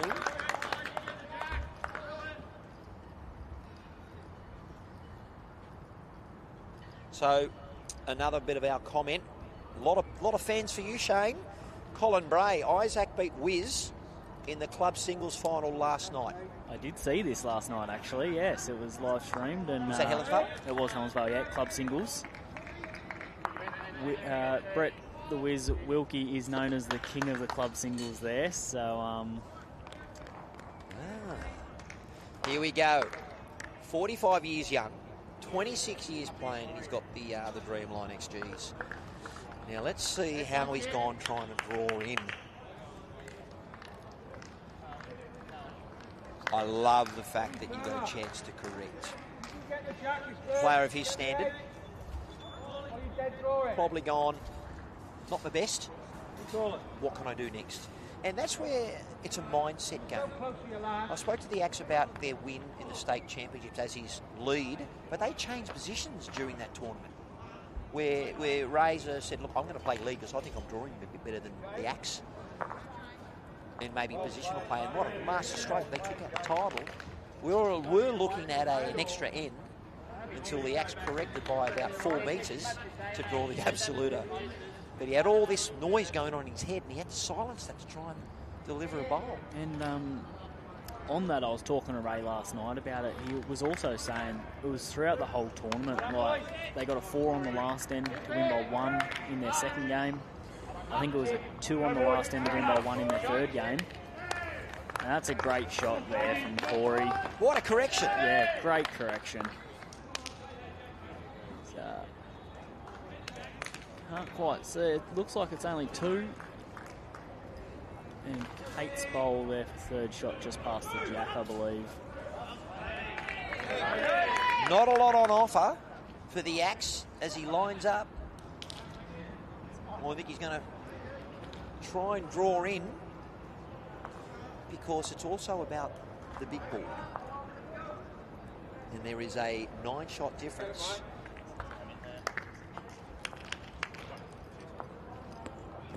Shame. That's a tricky shot to play. The bowl still has ended up in the ditch. But would you call that an upshot?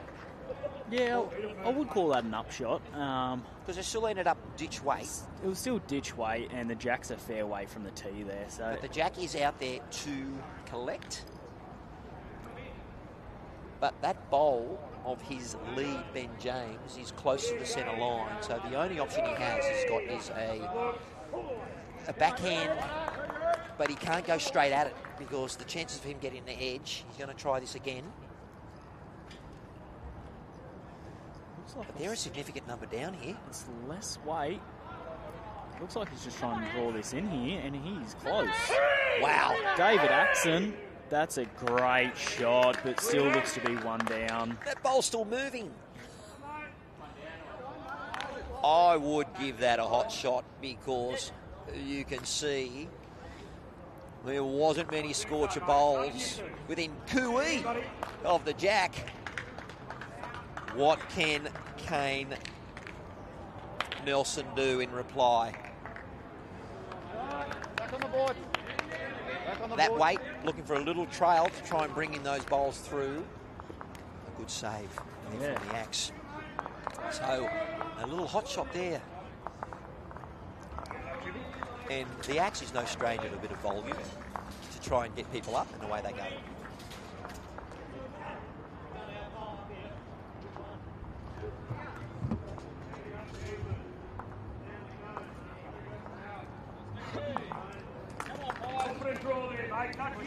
Chopstick.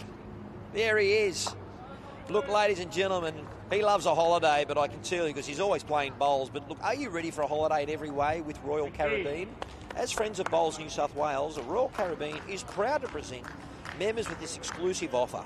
Whether you're looking for a chill-filled short getaway or a long adventure to New Zealand or the South Pacific with the whole family, Royal Caribbean offers escapes for everyone.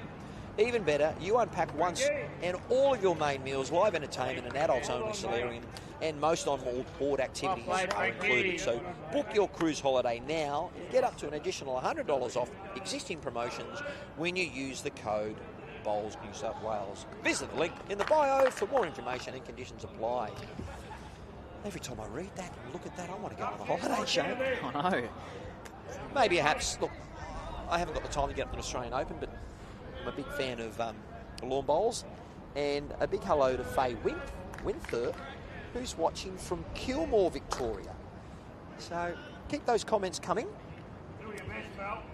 Currently at the moment, got about 500 watching the live stream at the moment. We peaked out around about 1,500 last night, which is a Friday night. What more would you like to do? But are you a Broncos fan? I am, unfortunately, yes. Roosters. I know. I'll tell you what, I went back out to the bowls green and watched the bowls pretty quick last night. Well, the Dragons got up, and the Penny Panthers. We are out in Western Sydney, but I can tell you, 0-5, aren't they? I think 0-4? they won the first game, didn't they, over in Las Vegas? Oh, but they've still had the Las Vegas hangover. Yeah, that's it. So there you go. All right. We've had a bit of fun, but let's have a look at seeing where the state of play on our live stream rink number 9, the show rink. You know what, when you look at the club here, a lot of people will come straight out and plonk on to rink 9 or 10. And I can understand that the greenkeeping staff will probably say, hey, no play for you on these rinks today. You get up on the carpet. Let's have a look to see. Ben does take his time on the mat. I've got no problem with that.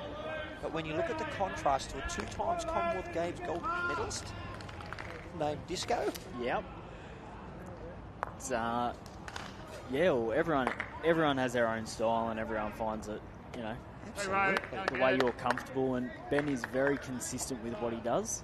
He And you doesn't need change repetition because it's the mechanical nature of this target sport that we play lawn bowls. But thank you, viewers. I hope you're enjoying the coverage of Season 2, TAB Platinum Pennant, Round 2, here at the home of the Magpies here at Wenty Leagues. Gorgeous club. Lovely people. Hosting the Point Scorchers all the way from Taren Point.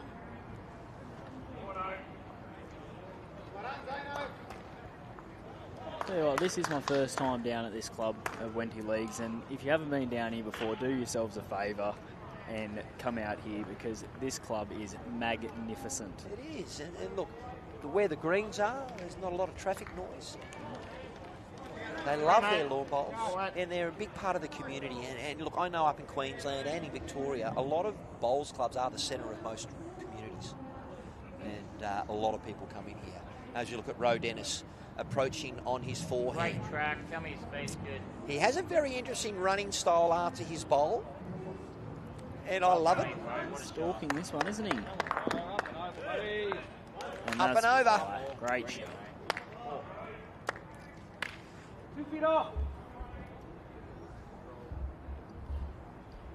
And just a bit of action on the rink next door there. Trent has had a drive on rink 10.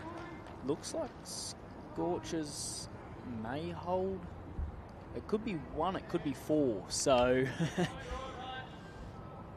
but Maddie's still got 2 to play and Trent with 1 to play over there. And then remember, viewers, if you have a look at Bowls Link, you can have a look at all the live scorecards from all the matches. And I can tell you, ladies and gentlemen, don't forget around the TAB Platinum Pennant Hub, where you can look at the tipping comp. I don't know how I went in round 1 because I didn't tip. I forgot to tip. I'll let you know my tips for this round. But I'm so motherless last. You got the live stream matches scheduled in stunning quality, and we've partnered with our friends at Space Quake Sports. Well, we can hear a lot of bowls smashing into the ditch. Yeah, that was Trent again. He did go big again and found the hole between the 2 bowls. So on our adjacent ring. I'm so glad we're up here. But look, the TAB Platinum Pennant Finals are also scheduled for May 30-31 at 𝗥𝗢𝗩𝗘 Bowls, and you can see all of that on the Platinum Hub and the team list as well. So, you know, if you want to be constantly updated, we bring you all the latest news, features and insider information you don't want to miss. And it's just the beginning for the hub. So get involved or make some comments that are quite relevant for all of our people coming through. And yes, Philip, good morning to both of you from Somerset in the UK. And Barry Lester, as a comment, did play for Wenty. He's moved over to the Belrose Bulls. And thank you for your positivity around our coverage and our commentary today. And 𝗥𝗢𝗨𝗡 with a little bit of a comment name. The Panthers will be lucky to get the wooden spoon. Oh, I love it. What's the state of play at the moment, Shane? I do get a little bit distracted sometimes. I have a formal diagnosis of ADHD, but most PE teachers do have that. So I'm focusing on 30 things, but mate, what's happening? Looks like Wenty holding 1 here at the moment. Razor is stalking this down. He's telling it to hurry a little bit. And it has pulled up a couple of foot short. So Wenty holding 1 at the crossover on the live stream rink. And as we look across the boards, Matty Flapper did just get another shot. So he's now 14-2 behind on Trent Whittingham. Only 10 ends down. So I haven't been able to see on that rink, but have there been many mid-wicket, mid-pitch, mid-green conferences? Or is he trying to let his bowl do the talking? I must admit, I haven't been looking over too much. Well, our job is to focus on this rink, right? But we do look at a team dynamic, and that's what I love about TAB Platinum Pennant. There are 12 players. And if one rink's gone, the others have got to get up. Because, look, that 1 point for that rink could make the difference between 5th and 6th. Absolutely. Aggregate also, but you've got to get that aggregate win. And as we look at this bowl coming down from Kane Nelson, very good weight. Landed into a bit of traffic. But, yeah, you can never write Matty Flapper out of a game, mate. Even 14-2 down, he's always in a game. Personality, just quietly. But you're right with that 1 point. It's all gonna matter when it comes to the end of the season. You know, talking to the Taren Point guys last night, they were actually very surprised with where they were sitting mid-game to come away with a point last night. So Axon's Rink did come across with a 3-shot win. So I'm looking at the results, and we got there Axe, 33 years playing. He started when he was 10. A former Welsh international, playing with his favoured XG size 4. The bowl's on its way. Just missed his line. Both skips still got one to play. But when you do have a look at the TAB Platinum Pennant Hub round run results, we had Cabra victorious over the Saints with a 9-1 win. There is a shot back there, I think. Harlow If you crash, you crash. did well. The Koalas, a 9-1 win over the Bulls. The Griffins had a 9-1 win over the Scorchers.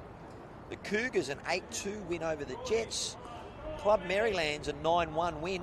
And the Gorillas a 9-1 win. If you have a look at that, all home teams. All home teams did get the victory. Yeah, I did notice that actually. I could have been 6 out of 6. If you know what, normally sometimes if you miss the tipping comp, you get the home team or you get the away team. Yeah, so I think I've been given 0. Could have been 0 from 6 as well. Kane just not missed his line, but just with the weight here. But the Axe, the state of play. 2 seconds. Yeah, I believe it's 2 seconds. Razor did say he had good weight with his first, so he's playing that shot again. On the backhand, better line, not going to hold.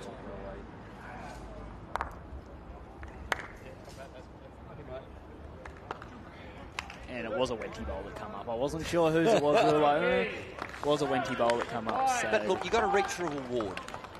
And had the Axe had his time over, he would have probably still played the same shot, but the execution would have been just a little bit different. And look, we talk about getting the rub of the green. There hasn't been a lot of fortune being significant for either side. It's just been a tough day in the office. Yeah, it has been across once again across all 3 rings by the looks of it. But Shane, tomorrow they've got to play again. I know. Have you ever played a triple header at this level? Not across 3 days. We've played 4 games across Saturday morning, Saturday afternoon, Sunday morning, Sunday afternoon. How good would it to be able to play this? I'm not good enough to play it, but I know. Yeah, we've got a couple of youngsters here. You know, I hope to see you on the live stream next year. But we are now focusing on a 10-8 scoreline Well played, Frank. at 8 ends. And looking at the speed of this match, I'm not blaming Ben James, but luckily they got lights here. He's on the mat right now. You know what, he's looking at his bowl, looking at his grip. Very still like. When does he look up? Now. Focuses on his line. Love that moustache. And the top button done up. He actually is into marathon running. And he told me he's a 350 marathoner. He didn't ask me, Matt, what did your marathon personal best time? And I'll talk about that, not about me, but he's looking to try and reach, particularly after the sensational start from the chopstick mafia. Franklin Fong. Not a lot of room to correct with this bowl. Where do you think you bowl a bowl that is not a back resting touch, but where do you think he's want to put this one? You just be wanting to double up here, get another one in the area. Grouping. Grouping the consistency and just try and build that head nice and early. You probably don't want to sit it side by side. And he's gone front end, back end. Oh, he's left enough gap, but I would suggest that Ben was going to change hand, but he's going to stick with his forehand. I think he's back in his draw here. He found the line with his first one pretty good, so trust your line and just correct on your weight. Too much to move. There's 2 things you'd have to change if you change to his backhand, right? That's right, absolutely. But a lot of people do that, and if I ever played skip, I go, I didn't tell you to change hands.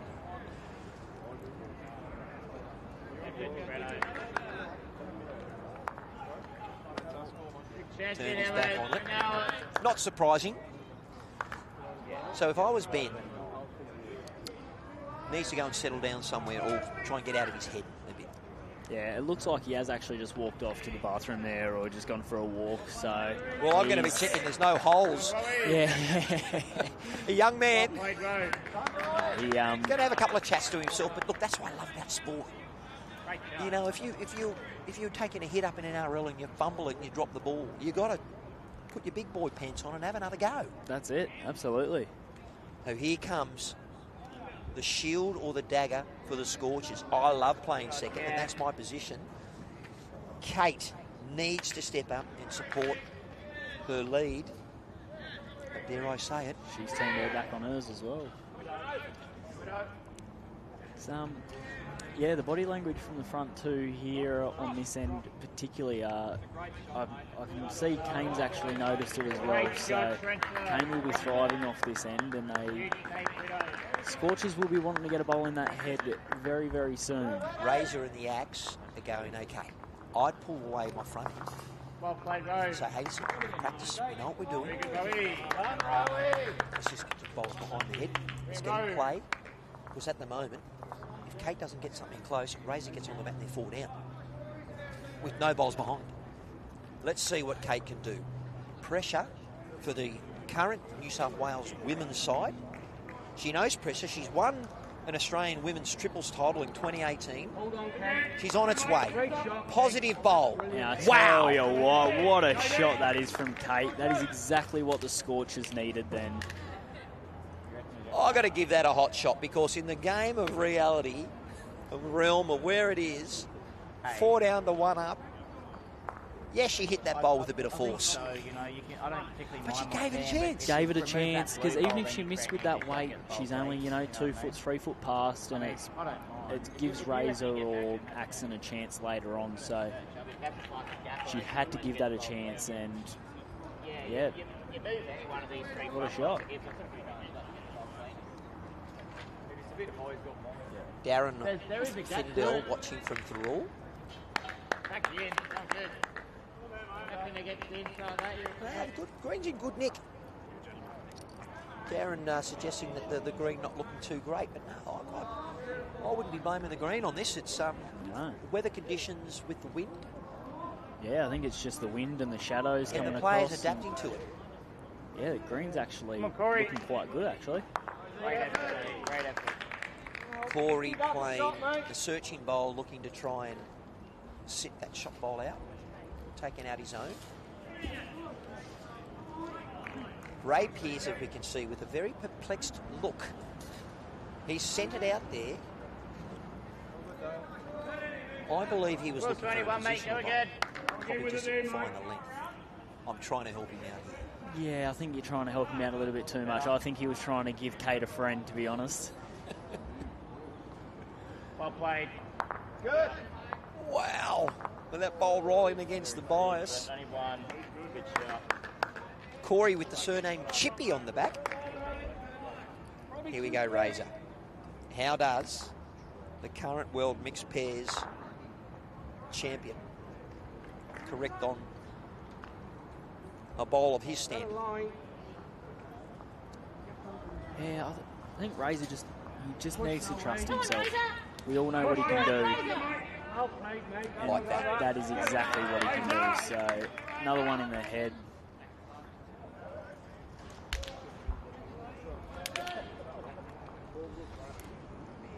Knowing Razor plays with a lot of feel, like a lot of players.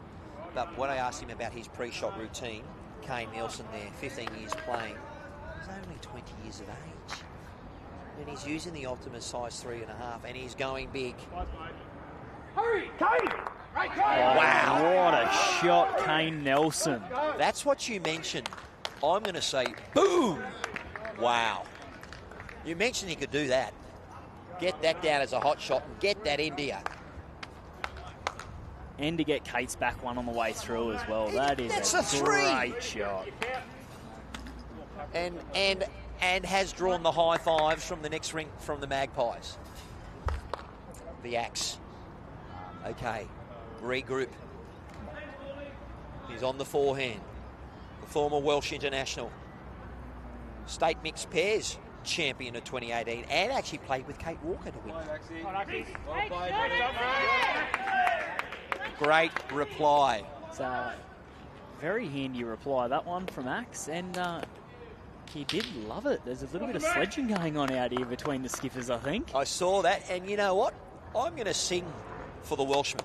Anything you can do, I can do better. Anything you can do, I can do too. Yes, you can. No, you can't. I reckon Kane's going to rip it and grip it. But what do you think as he looks up at it? No, he's just swinging for it on the backhand here. Tough shot. My ego would have got me. I would have gone, I'm going to smack that. We'll have a go anyway. But he is, look, up shot. Oh, no. Oh, no. Wow. Was there a public apology with that? Well, no. No, because Ben Sage shot, so he didn't have to. So. Absolutely. But he obviously, if he landed his own teammate's bowl. Oh, we're having a good time here, Sean, and viewers. I hope you are too. T-Rex Brown Snake on the commentary. Massive shot, definitely needed. And hello to John Green. I thought you were overseas, John. Whereabouts are you watching from, John? No stranger watching from Taren Point. John Green. The axe. Come on, mate. Come on, Axe. The razor. Trying to will it through. Just ran through a couple of foot there. One out. I think that's all they're going to get. And as we were saying last end, Axon has made the call. He was calling the team up for Uddle there, but they ended up just placing the mat. So, well, look, at 31 ends, big board, 12 shots. Now, if we have a look at what I was talking about with all home teams winning last night, there's a bit of momentum that needs to be brought in for tomorrow as well. And we will talk about the TAB Platinum Pennant Hub. We'll talk about where they're playing. just as long as we don't talk about my tips yesterday. Well, I didn't get any in. I thought I'd saved it. But looking at the state of play after round one, the 𝗟𝗓𝗡𝗨𝗠 Koalas on top with 9, the Griffins on 9, the Gorillas on 9, the Cabramatta Bullants in 4th on 9, and the Maryland's Magic bringing out the top 5 on 9 as well. Widow.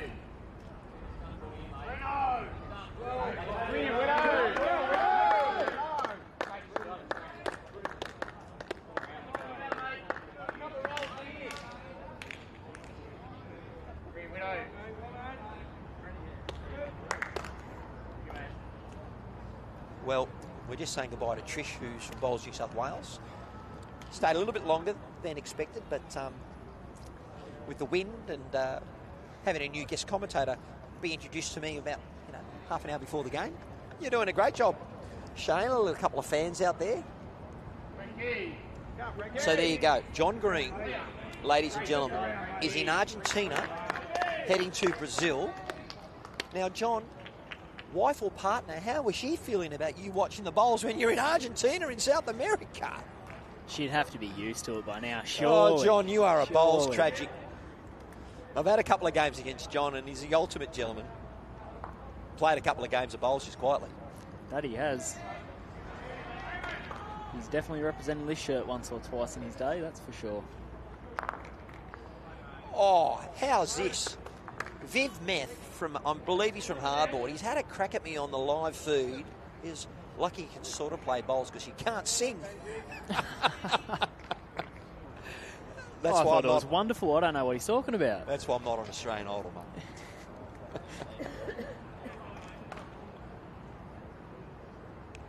And Stewie McLeod from the Mona Vale Villains, he's had another crack. He was one of my skippers for Mona Vale Grade 1 last year, and he said that. Luckily, they let you come back for round 2. Jeez, who needs enemies when you got mates like these? Yeah, that's it. But we're currently positioned, and at some stage they might show a little bit of a camera angle of where we are, but we're placed on the middle of, off the rink, on the middle of the green. So we're high up, watching all the action, and high fives all round for what happened on Rink 10 there. Matty Flapper's last one, I believe, got a bit of a lucky result through a short bowl, and the jack went out wide for about 3 or 4, and Trent drew within about a foot for shot. So when we talk about luck, we talk about fortunate results. Shane, we do know there's a lot of fortunate results in the game of law bowls, and luck does come into it. Absolutely. But you create your own luck, and you never create your own luck by a short bowl unless the jack rebounds and ricochets and comes up. Very nice bowl there delivered by our significant bowler of experience, Rowan Dennis, using all that experience with his Optimas. You get another bowl in their head. Let's see what momentum Kate can bring from her last end. Well, she's stalking this one down, but it looks like it's just going to duck under the head there. Yeah, but better weight. Great weight. Trying to work down the inside of the last bowl. It's definitely one of the better heads we've seen so far today, the grouping and consistency-wise. Yeah, and look, I think being on the ditch rink, and it's not a ditch rink, let's face it, it's a rink and a half across. Yeah. But I still think with the wind direction coming from the southeast, another bowl significance by Rowan, still in play, that I believe there is some wind, and any of the locals that are watching can let us know and validate that that wind is ricocheting off the building and off the wall, as we've got Ray Pearce. That's a great shot from Ray. Perfect weight through there. Speed of the green. I wouldn't say that shot is like marbles, but he played a searching weight to sit that bowl. So a deliberate bowl. It would have been interesting if he missed that bowl where that bowl would have finished, and it probably would have finished maybe, what, 5 feet through? Yeah, about 5-6 foot through. And I think on that hand as well, they are cutting the weight, so I reckon you would have found that it would have finished about where that red one at the back is, but a little bit tighter. Finding conversions easier than draw shots today. What do you think, Shane? Yeah, it hasn't really been one for just a dead draw, has it? Once again, the conditions of the wind and those shadows coming over definitely changed the game as well. Great bowl by Corey Daly. Not only taking the shot, but bringing up 3. But then Razor goes, you know what? I might be 3 down, but not anymore. Definitely a good start from Razor there to the new jack placement, but I don't think we'll see that ending as the shot with Kane. Oh, sorry, we've still got Corey with another one to come. No surprise to see the Axe and Razor working well at the back end. They're coming off some very good form. They are the current New South Wales pairs men's champion. Corey, I would suggest, probably played his best end of the match. Yeah, he's played 2 good shots there. I don't think that's quite got the shot. From here, I'm still favouring Razors, but it is close. Now, have we seen the best end yet? Because we are now 9 ends in. I was a big fan of that little bit of a sledge, little bit of a hit, but there's still time. In our highlights reel, the Axe on the backhand, looking to probably land that bowl of Ray Pearce just a little bit high. The weight was very good, though. Well, because Razor's bowl's on the running surface. So where do we go? Kane has just left the head. Sugar cane, love it. Could be completely wrong here, but I believe Kane actually signalled to play the forehand up through something here. So he started playing bowls when he was 5. No doubt he was playing carpet bowls. Now he's gone to the left side of the mat. Yeah, he's going to try and get under this. Changing of angles there, Shane. Do you use the mat much? Probably playing front end, not so much, but not so much. If I'm ever playing back end, I do. Yeah, definitely. As I said, just changes that angle up. It just changes the turn of the bowl, where and when it's going to turn. So he was trying to play his backhand through those shorter bowls, but he just missed his line because the axe didn't get in the road there and he couldn't see it, but it did crash into those front bowls. Where does the axe go now? Is he going to play a same shot and just try and get the line right? Same shot. You get 2 rolls out of Razors is perfect. If you're just missing past it, you're drawing another. Anything in the zone here for the axe will make this difficult for Kane. And that's a great shot from him. That's brilliant from the axe. The Scorchers, if they want to get off their position on the ladder at the moment. They don't want to go 0-2. Clearly 0-3 doesn't help their cause. But today they're playing away with Kane trying to cut it down. He has played a pretty good bowl. Oh, they're all egging it to fall over. It's definitely cut shots out, but I don't think it's shot. I'm going to go out and say I believe Wenty have it. The Magpies. Razor's already given the finger up. He's already given the one shot to Taren points. You reckon? He just wants Corey to get down and measure. You want it, you get on your hands and knees, brother, and worship me. What do we got? Razor's got a pretty good eye, but I don't know. I reckon Razor's having a bit of a giggle here too. Umpire is the call. Frankie was in the background. Frankie was in the background then given the old, we've got shot by about an inch, he was saying, and then Razor's gone to the umpire. There's a bit of gamesmanship, but I can tell you there's no gamesmanship right here, ladies and gentlemen. Are you ready to holiday in every way with Royal Caribbean? As friends of Bowls New South Wales, Royal Caribbean is proud to present members with an exclusive member offer. Whether you're looking for a chill-filled short getaway or a long adventure to New Zealand or the South Pacific with the whole family, Royal Caribbean offers escapes for everyone.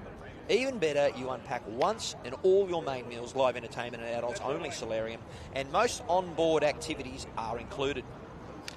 Book your cruise holiday right now and get up to an additional $100 off existing promotions when you use the code Bowls New South Wales. Visit the link in the bio for more information and conditions apply.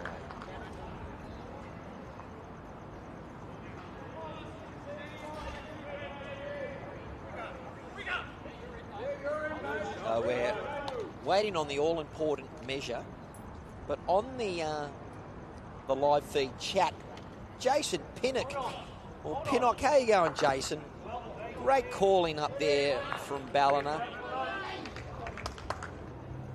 Obviously looking for players to get behind with the jack moving around a lot, especially in the Pennant format. And John Green, it's 3 a.m. He's getting ready for the airport to go from Argentina to Brazil. Well done. We've got Rachel Daly watching from Coffs. Go Corey. And T-Rex is a big fan of Razor. Just a freak at the game. I'd love to go down and chat to Razor as we look at the satellite dish getting adjusted with the chocks on the bowl. We have a measure between, as we've mentioned in commentary, it's been a very significant game of the skips. The battle between the young upstart, no young upstart there, he's a 15-year experienced bowler, Kane Nelson. He's in the current squad for the 𝗥𝗢𝗨𝗡. He's a Queensland representative, the marquee player for the Magpies. 𝗥𝗢𝗨𝗡, Queensland Premier League player, as along with Moonee Valley in Victoria. Well, thank you to our volunteers who've given up their time to be here for the measure. But how good is Lawn Bowls? Loving it. Around about 500 viewers this afternoon, so I'm not too sure which football team you support, but give us a shout out from where you're watching from. And remember, ladies and gentlemen, if you go on to the TAB Platinum Pennant Hub, you can see all of the wonderful action from the tipping competition to the live stream matches schedule in stunning quality. We've partnered with our friends at Space Quake Sports to continue bringing you viewers the best quality bowls production in the world. And I'm not biased, I reckon it's brilliant. Round fixtures and results are also on there. You can track every team's chances of qualifying for the TAB Platinum Pennant Finals, hurled at the Cabra Bowls on the 30th and 31st of May. You can stay on top of all of the action, and of course team lists as well. Not too sure if we'll have any team list changes for round 3, and you can go onto the player hub and see where players are matched up and how they go.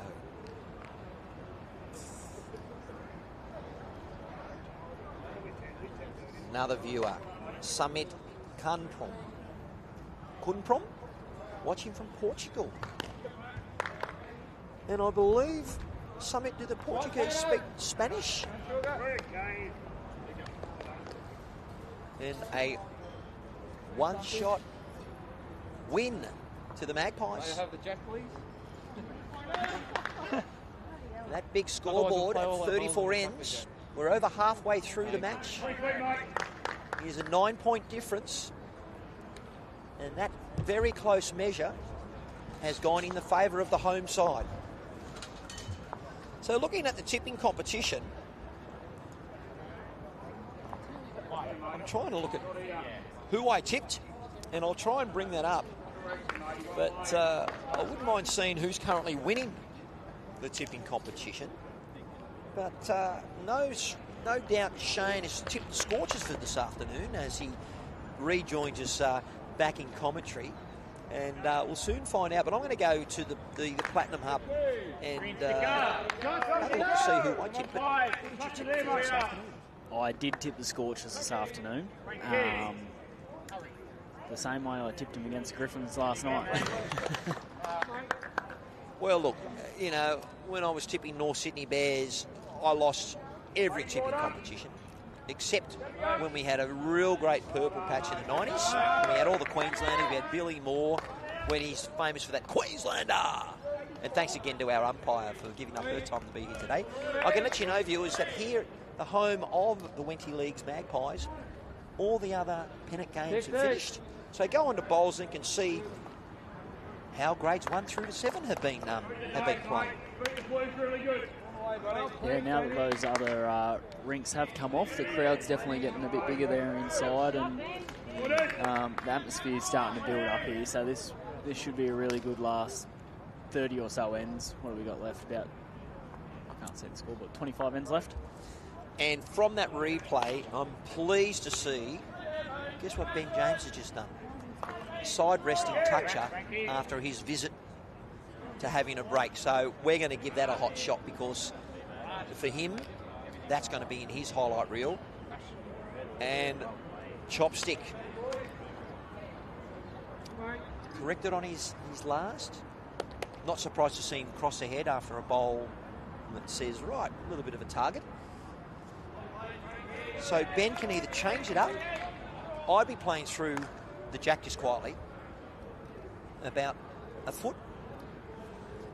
Yeah, you just want to be playing that kind of, 6 to 18 inches through that. If you miss everything, you've landed in a really good home and set up the head perfectly for your seconds, or if you change it up yourself, it's better you than them. And he's stayed on his forehand. He's gone a little high, but he actually has played beautiful with the green. Obviously, positive weight, but he clearly didn't want to cross the head to punch that bowl through to bring Franklin's bowl into play. Rowan Dennis on the backhand. Just trying to get a couple of turns out of Frankie's here, I reckon. If you're getting just under it, you're getting down to the jack. Gets on the right edge, I should say, as we're watching the bowl. Yeah, it is the right edge. Sometimes when they're going left or right, sometimes it's the reverse when you're talking. Now here comes Kate Walker. She's only played at the point. She's never played anywhere else. Nope. Oh, wow. In the open state side, she's a New South Wales former state mixed pairs champion, and she played with the Axe in 2018. Please drop media, perfect. Just got the wrong end. Rowan Dennis.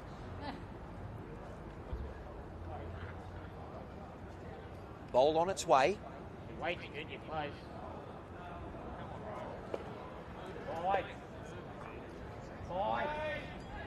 40 may have had a little bit more of turn That's okay. in his approach then. And he sort of just went, what's going on? Why isn't the bowl doing what I thought it was going to do? Once again, we've been saying it all day, but that hand is definitely tricky. Big shout out to Ducky. He's the team manager of the Wenty League's Magpies. He loves this club. Great picture of the axe at the moment. She's probably given that away there, Kate, but that's built the head really well for the Scorchers, you know. They got 2 seconds. Ben's got a couple of just past there, so they have built the head nicely. Well, viewers, I'm actually going to go and have a look at some of these live scorecards. And I'll let Shane just do your thing, mate. You're doing brilliantly. I know you know bowls because you've been playing for 17 years. What do you do at the Bendigo Bank? I'm a customer relationship officer, is what it's called. So basically opening new accounts, credit cards, personal loans. Looking after people. Yeah, pretty much. Just all the customer service side of things. Now, we're looking at Corey Daly doing his thing, but I'm going to go and have a look at the live scorecard and see what the other rinks are doing, because 𝗣𝗟𝗡𝗡, they've got 3 shots, and I'm thinking my guess is 3 singles. I'm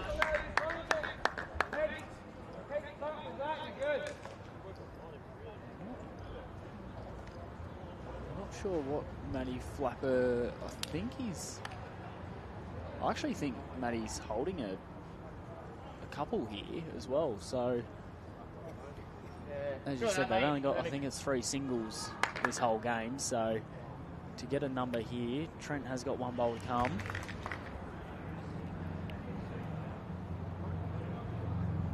But Corey on the forehand here, just trying to add about 6 foot on from his first one. They're asking it to hurry. Oh, weight was good, but just ducked under the head there. So, viewers, as Razor's getting ready to send his next bowl down on this rink, we've had the Magpies win 7 with the Scorchers 4 of 11. Obviously, we look at the live scorecard and you can see there's some multiples there. On rink number 10 in the middle, it is 3 singles to the team led by 𝗣𝗟𝗡𝗡 and Trent Whittingham's mighty Wenty League Magpies have done extremely well, and the momentum has been clearly with them, but no score higher than 2. I did notice that. That's why I just looked over your shoulder there. No 3 or more across 13 ends on that middle ring.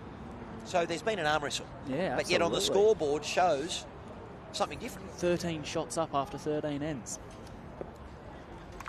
Kane's bowl on approach. He's dropped the head down there, Kano. He did not like that one. And on the third ring, which is our rink number 11, with Jacob Nelson taking on Christopher Rosans, we're looking at a 6-shot deficit on 13 ends, with Jacob only winning 5 of those ends to Christopher Rosans' 8. The axe, it's on its way. Jacob.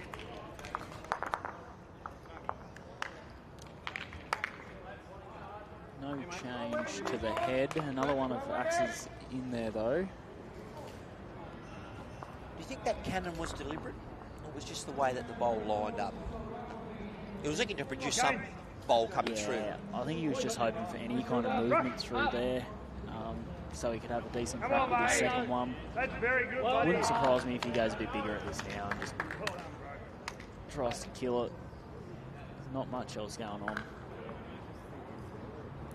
Razor has just said the outside edge of Axes might pop that red out.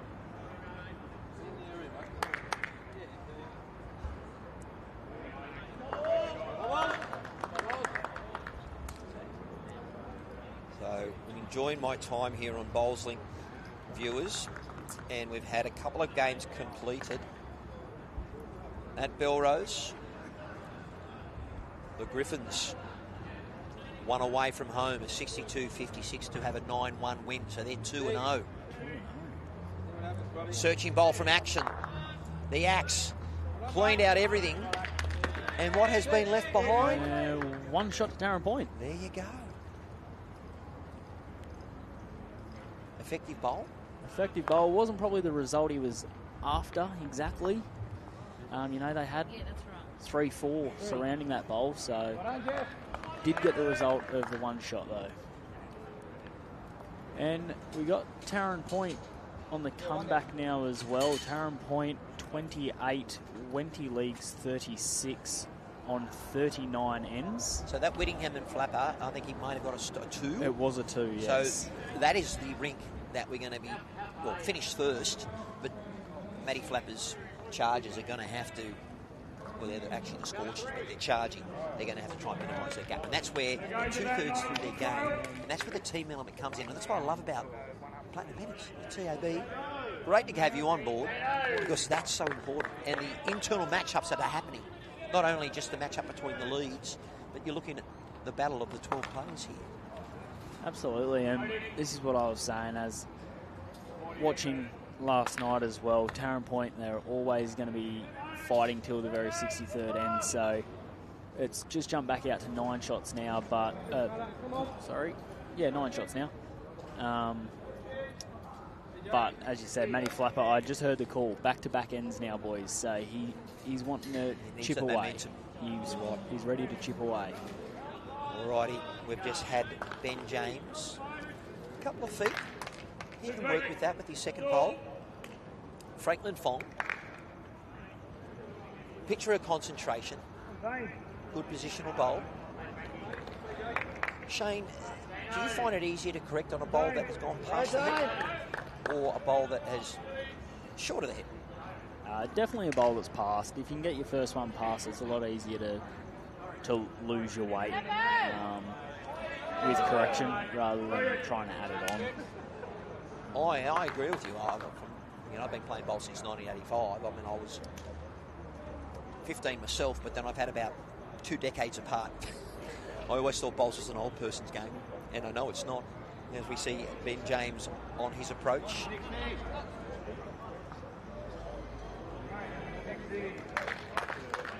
I think it has gone a little bit through, and he probably was looking to lay up onto his own bowl, but that bowl's in play. We do know that the back end, the skippers in particular, have been converting, and it has, I believe, been a skips game. Obviously, the front ends of trying to do their best, but the skippers have been very significant in changing the result of the head. Yeah, absolutely. As we were saying earlier, it hasn't been a standout draw game, this. Tricky conditions out there today, so... And viewers, you've got to understand that. If you're looking at bowls going, oh, that's 3 feet through, I can do that. Well, come and have a go. I can tell you, when you look at scoreboard pressure, you're playing against a skipper of Kane Nelson's quality and David Axon and Ray Pearce, and of course, no disrespect to the front end. I know if your front end's not firing, it's really hard as the back end. As you said, mate, we are here at the Platinum Pennant, so it's 8 quality players that we're watching. Absolutely. And why wouldn't TAB get on board? So thank you very much, TAB, for the Platinum Pennant, for your support of our 2025 season, Season 2. Just while Kate's going about her work, Maryland's Magic, 61. The Jets, 48, doing 9.5 to a half point at Maryland's bowling. Wow. Great start for Maryland's this year. That's 2-0. Yeah. That's a big win, 9.5 to half. Can't wait to get on to the TAB Platinum Pennant Hub once we've finished post-match. I'm looking forward to having a chat to the skippers. Be interesting to see what they thought, and I will ask them a question how they thought the state of play was. But we know that we're going to be on this live stream well and truly when every other rink's finished. Oh, I love that. As we look at a replay here of Rowan Dennis. Effective bowl, only 30 centimetres short, but we do know the way that the skips have been playing, that the jacks have been going back. Yeah, and I think you see Razor just trying to be the first one all over the jack here. He has drawn the absoluter, but has left it out there for a bit of a target for them to come sit on. You know what? I like how there is 2 bowls difference. A lot easier to hit a bowl that's right on top because there's a bit of adjustment to be made. Let's see what Corey Daly is.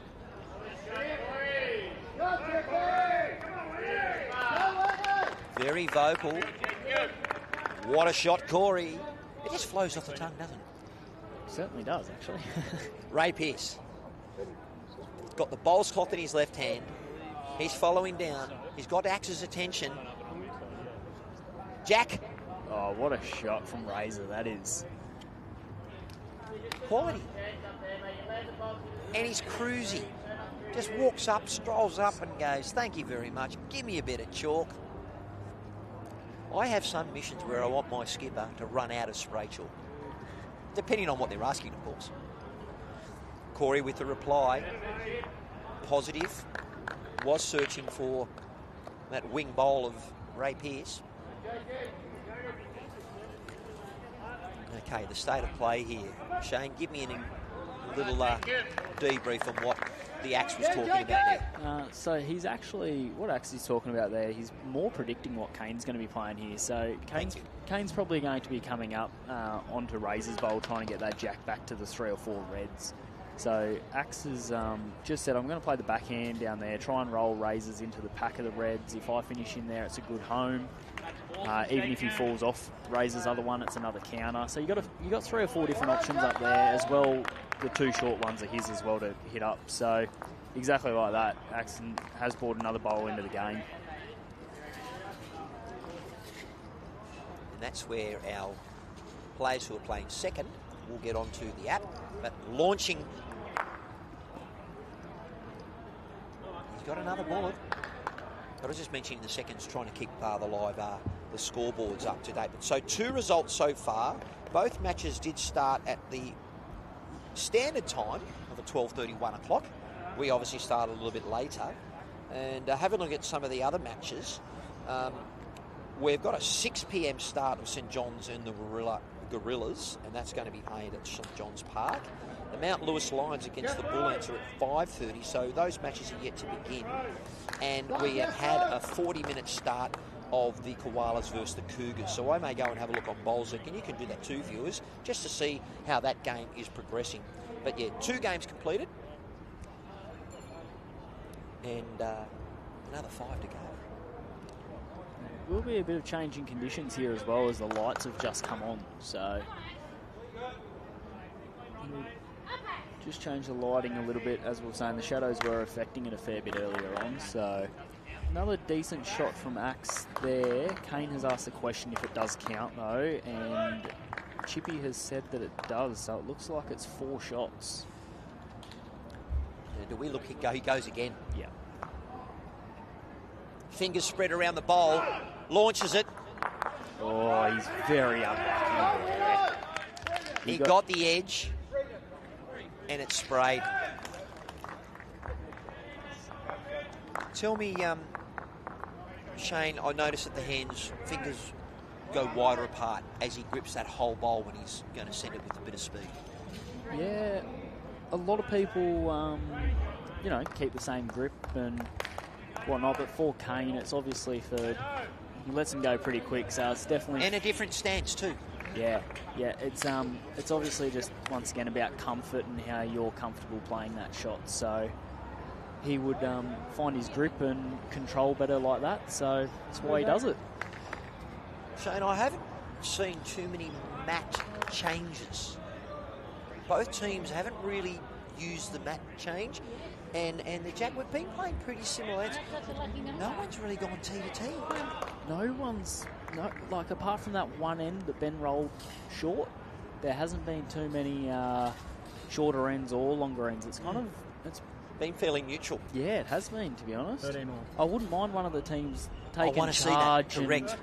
And, say, this is our game. Get We're going to talk to Axe and say, hey, the viewers want to see a change of end.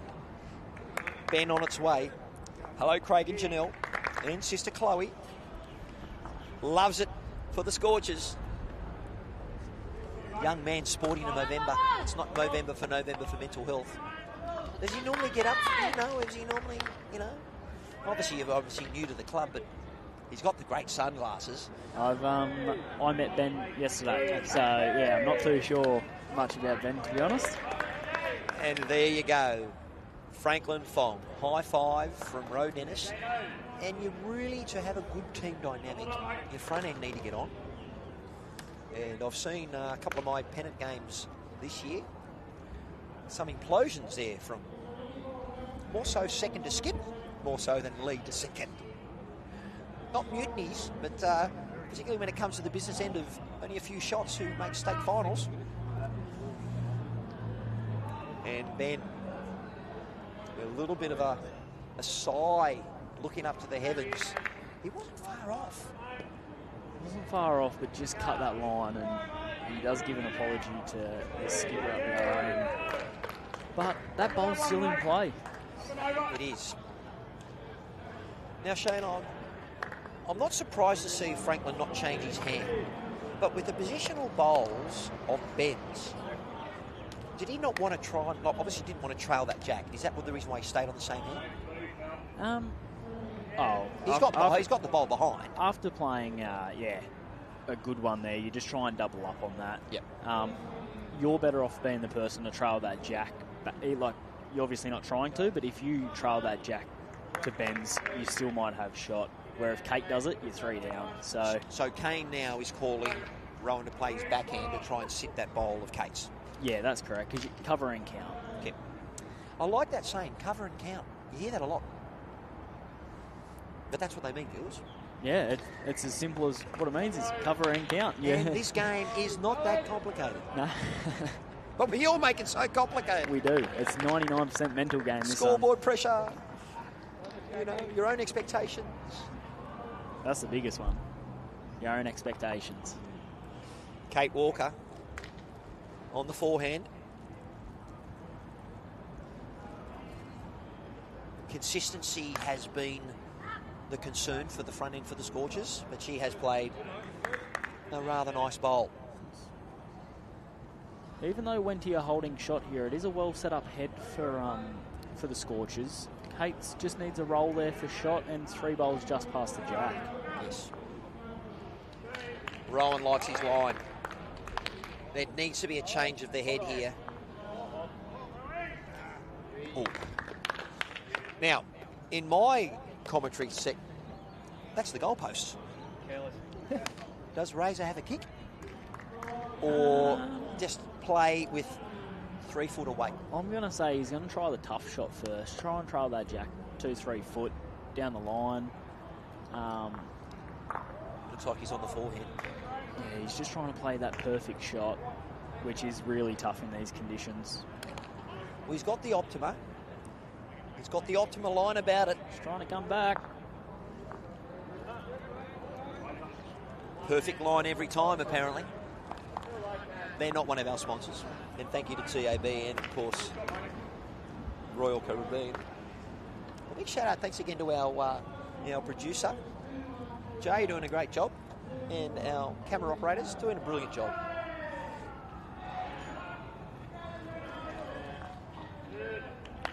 Corey's also been a little bit mysterious with where his bowls are ending. I'm trying to be kind and say a bit inconsistent, but the players have battled today. Yeah, he's not alone, that's for sure. This is the thing. They're all, and we have mentioned the skippers have really had to show their class in converting. And this is why we're looking at a 13-all score. And I didn't mention it on 13 ends. Lucky for some there, Us too. If anyone's superstitious, and we know that we've got the chopstick mafia out there, he might have something to say about 13-13 on 13. Yeah. That middle ring chain is a 14-shot difference where the armrest was in both the other rings. And that's not uncommon for one rink to really be challenged when the big board is 11 shots difference. Yeah, absolutely. And, there's still plenty of time left as we see Axe play a really good shot there, but just not quite getting the result. So still 1-20 as we stand. But the head is set up for the skips to have a little bit of fun. Yeah, absolutely. Kane doesn't want to be too quick at this. Because Scorchers do have it surrounded, so he either wants to play the perfect bowl or just get into that pack of Scorchers bowls there. He's got 2 turns, though. Does. A lot of people say have a good look with the first one. If you don't get it with the first, if Axe does something, he's got a bowl to execute a shot. Thinks it's a bit high at the moment. I think he was telling it to Ari.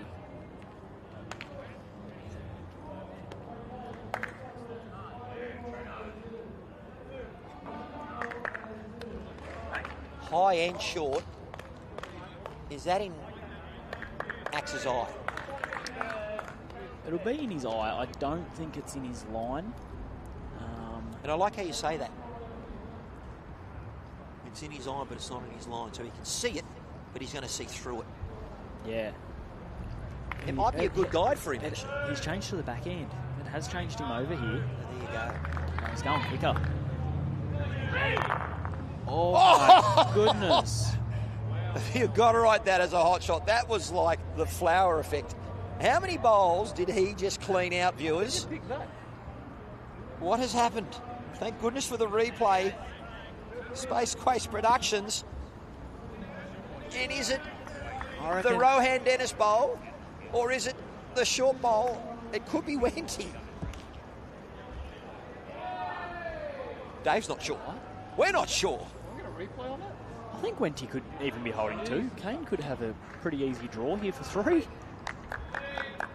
Yeah, it is. It's 3. It is. Spectacular shot, but not the result that the Axe wanted. It's, just proves the luck of the game. He got exactly what he was after, and I think we saw about 11 bowls move on the I would rink. suggest that could be our most significant end. Maybe not our best end, but I would be suggesting end 13. It looked spectacular, and at a turning point of this game, who would have thought that he's cleared out everything, including his own? He wouldn't have seen that happening. You can't read that happening. You can't read that happening. He had 4 bowls in the area. Positive. You've got to be positive at that, and yeah. And have we mentioned on the live feed, the Whanganata has almost binned that jack in the 10. We're going T to T. He was listening to us. How good. All right, viewers, you're going to be quiet on your comments, but that's not a bad thing. You know, I had to actually laugh. Yesterday, a person said, gee, that commentator can talk. What are we here for? Yeah. It's kind of your job. Well, it is, but look, there is a time and a place where you can over-talk, and there is a fine line between it. But Shane, it's been a great pleasure to have you here. When you were signed up, at what time was it? 11 o'clock this morning? We had a late withdrawal. Yeah. I really appreciate your company today, mate, and making my job so much easier, having someone very young, 17 years experience, but clearly you're passionate about this sport, and you know what you're talking about. You better not be too good, because you might be putting me out of a job. Because we know you haven't got a home for Platinum at the moment this year. So look, I might have to turn your microphone off. You can keep this one, mate. Well, you can still have a quiet beverage while we're still playing. Positive start there from Franklin. Come on, senior. And the change is as good as a holiday, because Ben James has not died wondering. He's got a lovely positional bowl. Have a look at the feet position. You see that back of the mat? Class, mate. Very interesting. I'm going to have to note that and see if he does that on the shorter ends as well. Not sure if it's just a... I'm thinking it might lengthen his stride, but I don't know. That's what I was He's at the thinking. back of the mat. And look at the result. 2 great shots from Frankie again. We call that good set. Good set. Bowls. Yeah, have a look at the back. A very open hand. Notice that. Look at the length of that stride. The backswing wasn't significant, but the stride length, and that's all about timing. Ben, fairly upright. Normally that is the position when the bowl is a bit longer. The length is a bit longer. He still took the bowl quite low, but he did come up quite quickly off the mat. Let's see if that pulls the bowl up short. Couple more rolls. Well done. young man. Pick your best, mate. What's his relation? Is he in front? I would suggest that this is the best presentation from our front end as leagues, and they have played their first T2T. Yeah, I think you're right. They should have listened to us earlier. That's what it was. Well, look, yesterday when we were on the live feed, we were on top of the rink. We are literally on top of it. We're at the side. Rowan Dennis. Almost playing a bit of target practice there with that Ben James, the Scorcher bowl. So the Axe is asking for Kate to play her backhand and just try and sit that bowl of chopstick. You know, I like this strategy. You've got to lengthen your stride a little bit, allow the flow a little bit more, where they've been playing that middle length. And I can tell you, I don't like middle length. I find that 2/3. Sometimes, look, they're playing even under roll-up length. A lot of people just turn up, put the mat 1 metre past the tee and throw it 2/3. Yeah. I call that the roll-up length, right? Where they've been playing a bit under that. And I find that distance quite difficult to play if I haven't been practicing.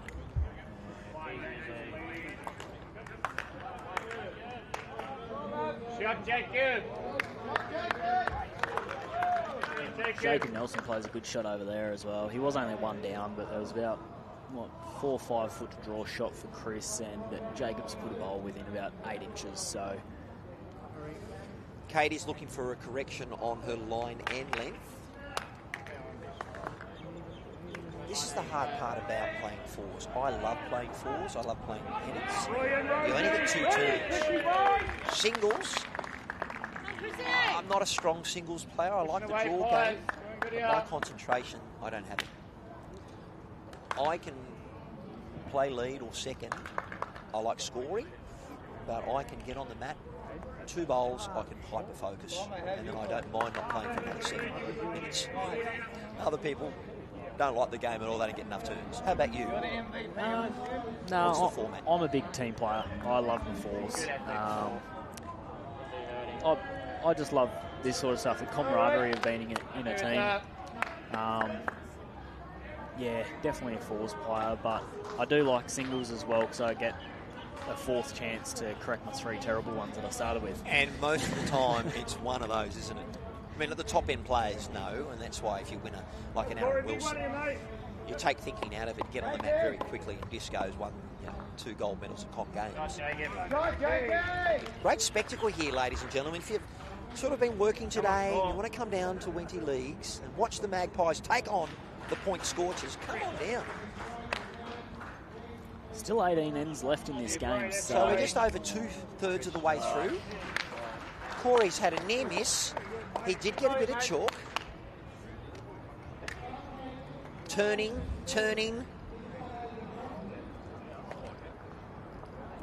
Hitting that Jack Fat would have been lovely. It's a good shot with nice weight. Very unlucky, really. Razor looking to try and get a bit out of this. A bit more. Second shot.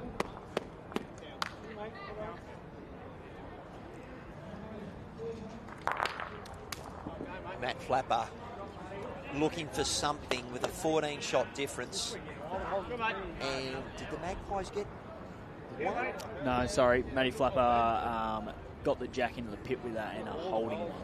So Taren Point holding one with that dive. We are looking at 17 shots difference. The next 4 ends are crucial for the Scorchers. And Back onto our rink. Kane playing with some very positive weight. Oh, very good, mate. Almost got onto one, onto the next. Chopstick was really interested. He's very animated. he loves it. I tell you who he does love. He loves the What a Load of Bowls broadcast of DJ Dilworth. He's actually going to play in the 𝗟𝗓𝗡𝗏 pairs at Maitland City, the home of DJ Dilworth. So good luck to the Whanganata next weekend when there are no platinum. We get a bit of a break. We then come back on the Anzac long weekend and we have 2 games. And then we play another triple. And there's a lot of bowls which I do enjoy. The Axe. Great miss. Oh. Would you say that was a good miss? Yeah, he didn't want to back cut the jack with that weight. Well, guess what's over there? Yeah. The opposition's bowls. 4 Wenty bowls are out there. Kane lining up for another look at that split grip. Feet both together, sends it, strikes it. Does he like it? The hands on the head, he thought he had that. Love to see a replay of that because he has just missed. Look at the edge. How good's the slow? Oh, he had it too, he had it. The young fella. Look at the face. He likes it. And the hands on heads. How good is lawn bowls for this? Ladies and gentlemen, as the axe gets ready to send on down, we have an exclusive member offer with Royal Caribbean for bonus savings. I'm just wanting to make sure we see where the axe finishes. Significant bowl. And it is 2 shots. But look, as we're looking at the seconds recording on the live scorecard, are you ready for a holiday in every way with Royal Caribbean? As Friends of Bowls New South Wales, Royal Caribbean is proud to present members with an exclusive offer. Whether you're looking for a chill-filled short getaway or a longer adventure to New Zealand or the South Pacific, with the whole family, Royal Caribbean offers escapes for everyone. Even better, once you unpack, once you've done that, all your main meals, live entertainment, and adults-only solarium, and most on-board activities are included. So book your cruise now, get up to $100 off for any existing promotions when you use the code Bowls New South Wales. Visit the link in the bio for more information and conditions apply. Every time I think about going on a holiday, have you ever been on a cruise? I went on my first one actually back in December, so not long ago. Just a. Where did you go? It was a 7-night cruise just up the coast of Queensland, so Brisbane up to Cairns. Yeah, it was beautiful. Just before we get into stinger season. Well, no, actually, after stinger season. Yeah, after stinger season, yeah. Did you go in the water? Did you have to wear a stinger suit? No, we didn't. We went out to Green Island and swum there, and no, you're all good. So, state of play, we had a change of result on that middle rink. It is now 21-5 after 17 on the middle rink. That job a little bit harder for the Scorchers to try and get that through as we watch Franklin Fong. Very consistent today. With 6 ends to play, it's going to be hard with the most valuable player viewers. For those who have been with us most of the afternoon, give us a little hint. At the moment, I'm favouring one of the Wenty players. It's either going to be the lead, Franklin Fong, or Kane Nelson at the moment. It's a pick of those two. At the moment, I'm leaning towards Franklin Fong, being very consistent, but Kane has played some big bowls, and the axe would maybe pick up 2 points if there was a 3-2-1. Are you leaning towards anyone in particular? I mentioned Franklin Fong and, of course, Kane Nelson. Yeah. Because it's been quite broad in general. It certainly has been. I think Kane's still got it for me at the moment. Yep. But Frankie's definitely knocking on the door. They're definitely my 1 and 2 at the moment. Well, look, I have noticed that the front end for the Magpies have outplayed the front end of the Scorchers. And that's where you need your front end to play, you know. And when we're looking at selection, you've been a front end player. You know, I'm not wishing any ill will be to our front end for the Scorchers at the moment. But, you know, if you play your cards right, you might be a significant front end player. An under 18 player yourself playing for the state. But where are your allegiances going to be once you come and play bowls in New South Wales? Mate, I've always been a New South Wales supporter in the state of origin anyway. So. There you go. So easy question. Easy as. What a bowl. Roe Dennis. Originally started in the Hunter region, been playing lawn bowls for over 24 years. We did mention he won the Energy Australia Classic Singles, so a very good draw bowler. Front ending for the Magpies. Front knocker. What can Kate do? The battle of the seconds. She's reaching. She's got her own fat. Second shot.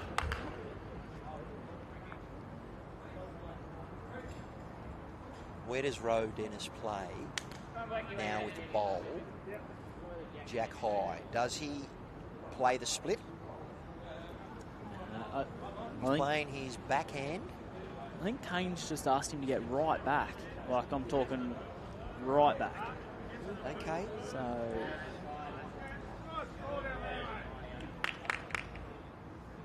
well... he's locked it in almost. Good. Definitely not... Kane had his foot about 12 foot past the jack there and pointed to it, so I'm not sure... well, good grouping, but he's given the shot away. But we still have 4 players to play 8 bowls. And Axe is interested in this one, so...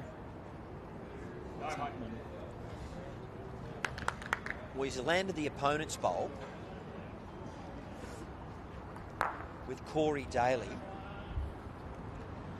And viewers, I'm laughing.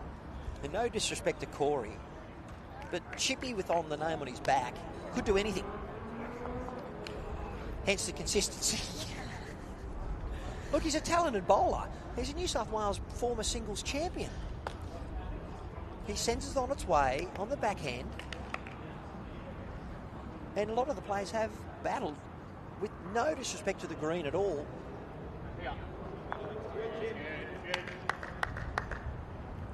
Reaching bowl.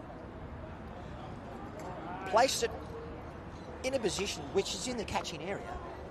So when you are struggling to get a feel for the green, what is your best advice for new bowlers out there if they're on the mat, wherever position they're playing? Particularly not the last bowl of that end.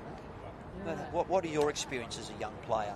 I just think my biggest thing is you just got to always just go back to trusting yourself. Go back to the basics.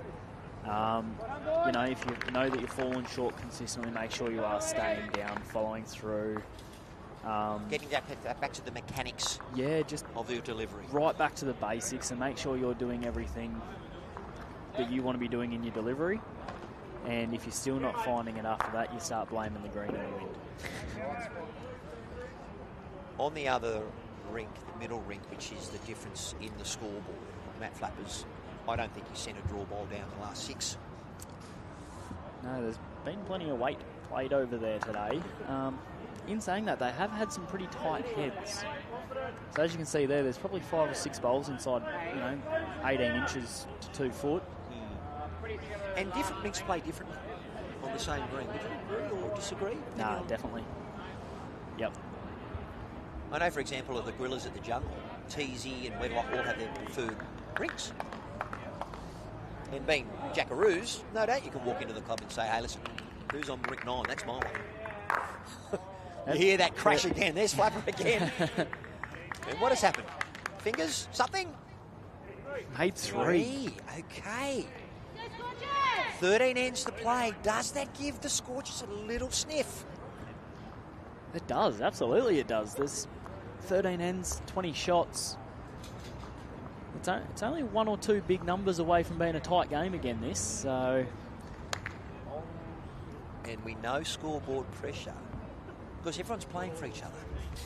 And it's round 2 of the TAB Platinum Pennant Season 2 of 2025. One of these clubs will be 0-2. A bit of pressure on their game tomorrow. Absolutely, especially Taren Point. They are heading back home for their first home game tomorrow, but against 𝗟𝗓𝗪𝗓, well, the axe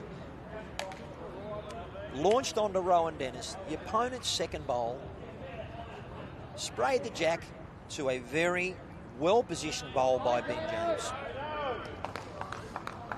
Okay. Your expert eye here, Shane, Mr. White. No doubt the importance of what happened on the rink next to them, Kane taking his time. Yeah, just wants to weigh up all of his options here. He, as we said, the dead draw is very tough today, so he is looking at different options of how he can kind of run at this and get back to it. He is looking at the outside bowls, maybe looking for a deliberate wick out there somewhere. So are we looking... It's not hope and a prayer time at the moment. Because they're up on the scoreboard by... You just want to try and minimise one shots. A good result. Wenty should be happy with a one shot down here, but we all know Kane's mentality is, you know, he's always driving to push that scoreboard out. He's a young person playing bowls at a quality level. You know, if he had the final bowl, and look, he is going to have the final bowl. Correct. Does he put it in his pocket? Often. Probably never. He probably practices drawing to the ditch. Yeah, absolutely. You take the practice drawing to the ditch or to the tee or to a wide bowl or something like that if you don't want to get anywhere near it. But I think he's going to have a crack with his first one here just to see what he can do with his second. And you know what I love about what just happened then? Roe Dennis speaking to Corey and also speaking to their skip. So it's not, hey, second, you better go over there and just keep the scorecard. They're using all that experience. Let's see what happens, viewers. Went straight at it. Probably the only thing he didn't want to happen there was that result. And this is what we spoke about. He played a more attacking bowl. Rather than take the one, take your medicine, he's now 2 down. And Axe now has, you know, almost 2 foot to draw for 3 here. And then on the brink previously, on the rink across, they picked up a 3. So there's a 6-shot possible swing. And you look over on the third rink there as well. Kyle Hansen has a side toucher, so... Let's see what the Axe does. This is a big bowl in the scheme of this game. He's just trying to find that hole there, Axe. He's close. Needs to settle. Handy. Is it in the count though, Matty? Oh.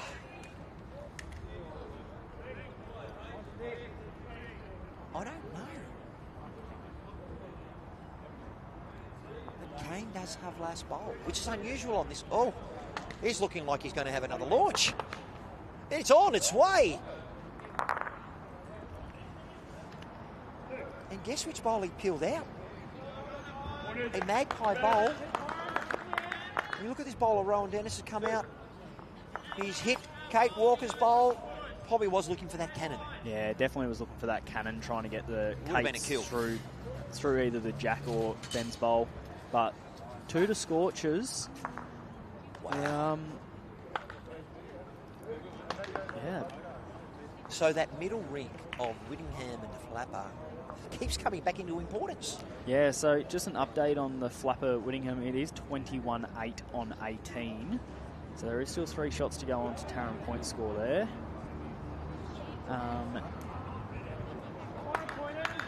So 17 shots overall, but still 12 ends to play. So still well and truly in this.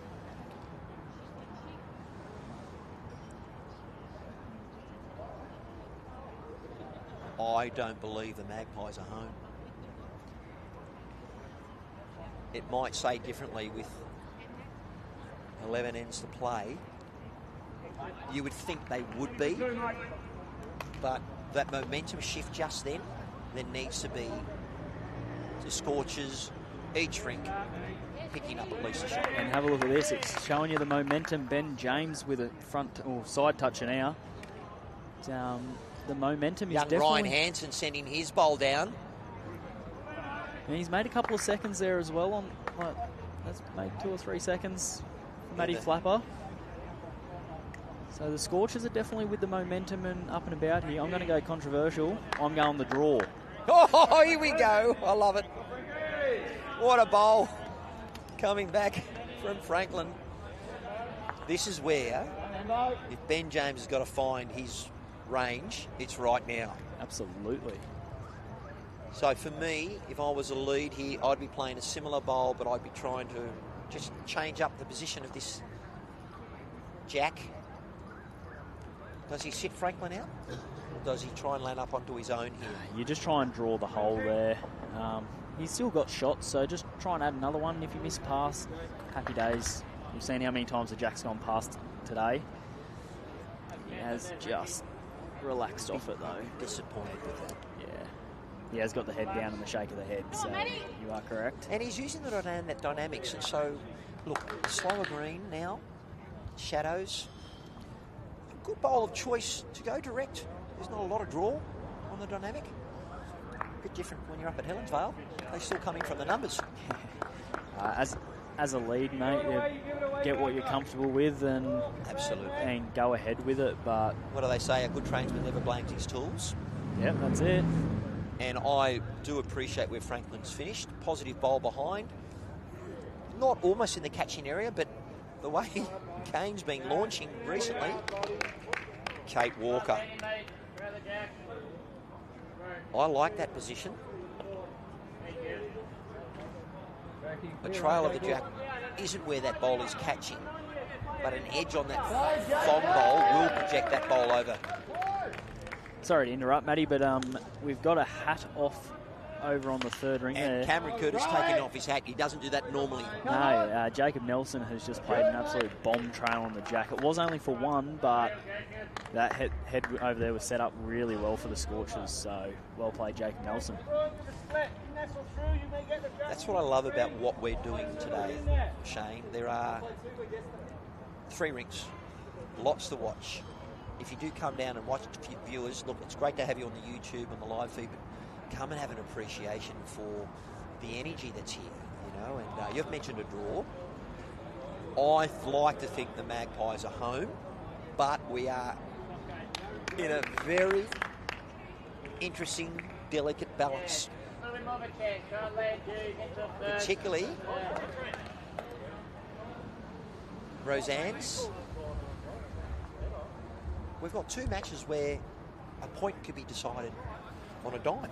Yeah, and they're going to be, as we said at the start of the game, rink points are going to be vital come the end of the year. And he has just trailed, but the head is down by Taren Point. He moves the jack. What, 6 inches? Yeah, Scorchers had 3 bowls inside about 8 inches. And he's trailed it 6 inches and still one down. Would you say that's a bit stiff, you know? Or... Yeah, I definitely would. He played it, but that's the beautiful nature of this sport. He was about 2 inches too quick. Blame himself for that. You know, Cameron Curtis, I don't know how he's got that hat on his melon, but he's taken it off and squeezed it back on. It's taken 3 people to get it back on. Good on you, Cam. I actually had a bit of coaching from Cameron when I stepped up into playing Metropolitan. I needed to do it just because I wanted to tap into his mindset.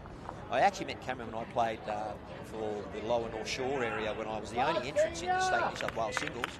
And we played at Club Marylands, and he towed me up in his second version of the State Junior. He'd only been playing a year, and he went on to be the youngest player to represent Australia at the time. And a very lovely man, and the father, and obviously the bowls coordinator here. Well, let's look at the state of play on the replay, where young Mr. Corey Daly has featured.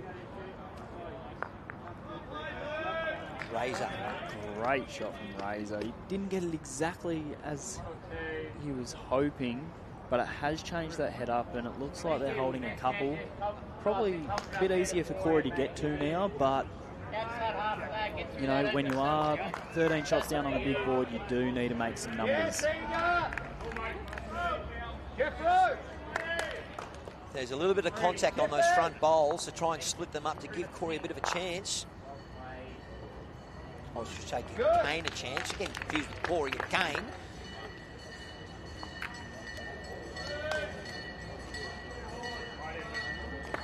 That's sign of the bell, isn't a school bell. It's the home of the ice creams. I'm feeling a bit peckish. I'll tell you, I can feature in one of those restaurants after this.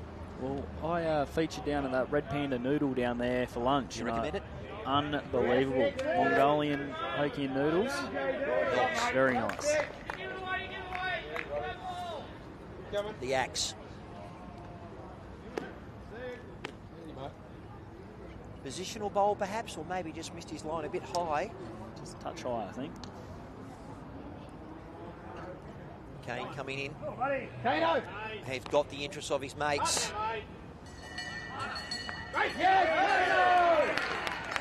Boom. a little boom. That's With a great touch. So for me, MVP perhaps with that shot. and I think we've probably seen our, depending on these last two bowls, but this has probably been the best end we've had today too. Like, it's as far as it changing, as far as dynamic. changes, the more consistent, a bit of a build-up of a head for both skips to play to. Like we saw Razor playing to the head before and trying to change it up. Then we had Kane change it up. So, and no doubt Axe is probably going to change it up as well. Ooh, not well, with this one. I was looking at the Axe's body language, and as soon as Kane played that shot, the shoulders went down on the Axe, and he just went, ooh. Just made it a little bit harder for us to start to get those multiples. But with Kane one bowl to play, we could see another lead change, which has probably been the 7th lead change in this rink. And we've obviously focused our attention on this rink, but we've got the team game going on. And that shot with Kane has probably helped the big board and said, I'm knocking the nail in. Absolutely. Like, I don't know if it was 1 or 2, but even dropping a 2 at this stage, like, it still gives Scorchers that bit of a sniff. Absolutely. Where Kane draws this. And this is what a marquee player can do. That is, there you go. That is 2 great shots from Kane Nelson, who's made 4 shots at this stage of the game. He has just said, I am here to play. And I've got your back, boys. No girls currently in the lineup. I haven't seen the squad list from Magpies, but in the game today, 12 fellas.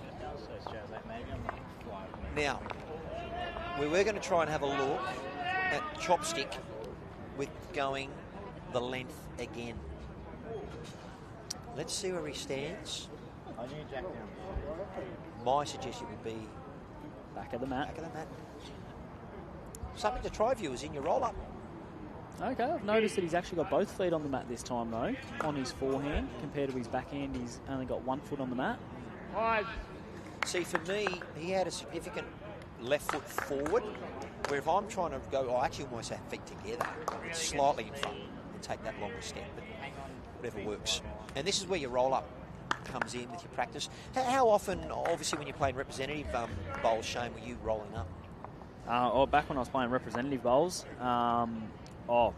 5, 6, sometimes 7 days a week. And what, 2 to 3 hours at a time, or did you have a bit of a break, or just 45 minutes? Well, back in the under-18 stages, I was obviously still in school, so I was getting down to the bowls club at, 3:30ish, and you'd be rolling up till 5:30. So have a good hour and a half, 2 hours, and I was doing that most nights a week. Yes. Back in those days.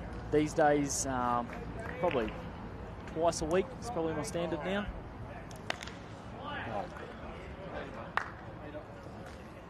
No, 3 shots the difference.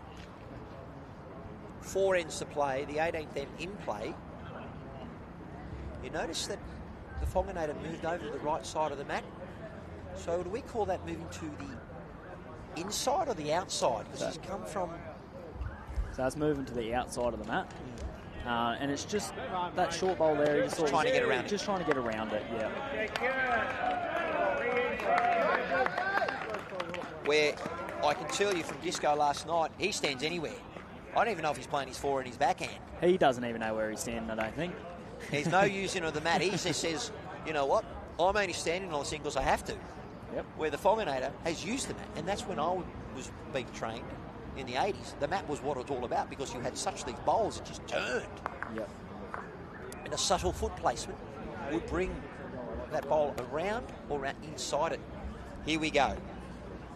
Young Ben James. Line actually looking like to get under. Trying hard.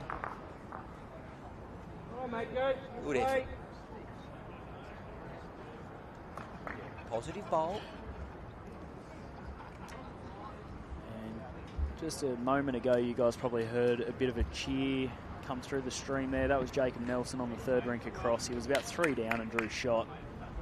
and Chris had a runner to try and take it out for the 3 and has peeled out all of his bowls. But he's still only one, but there's now only Jacob's bowl within about 4 or 5 foot.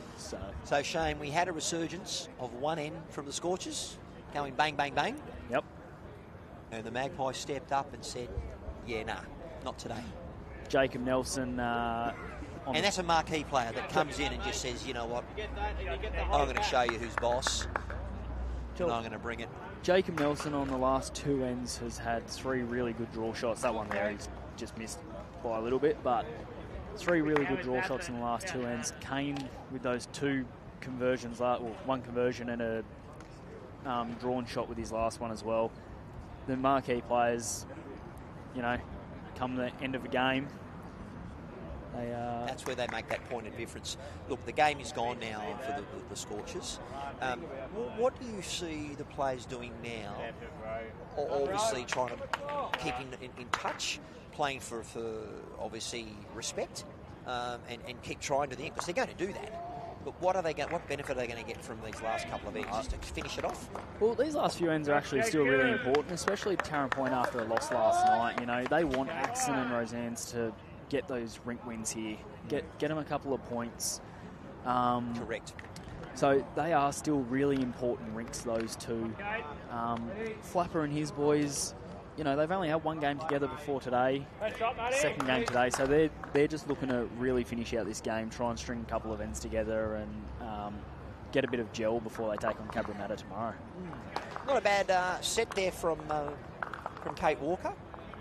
And we mentioned before, the Scorchers are littered with local players coming through. Yes, they've got marquee players as well. It's good to see both Louise Cronin and Kate Walker in the platinum side. Kate was there last year, and I do believe Louise forced her way in from some good results this year.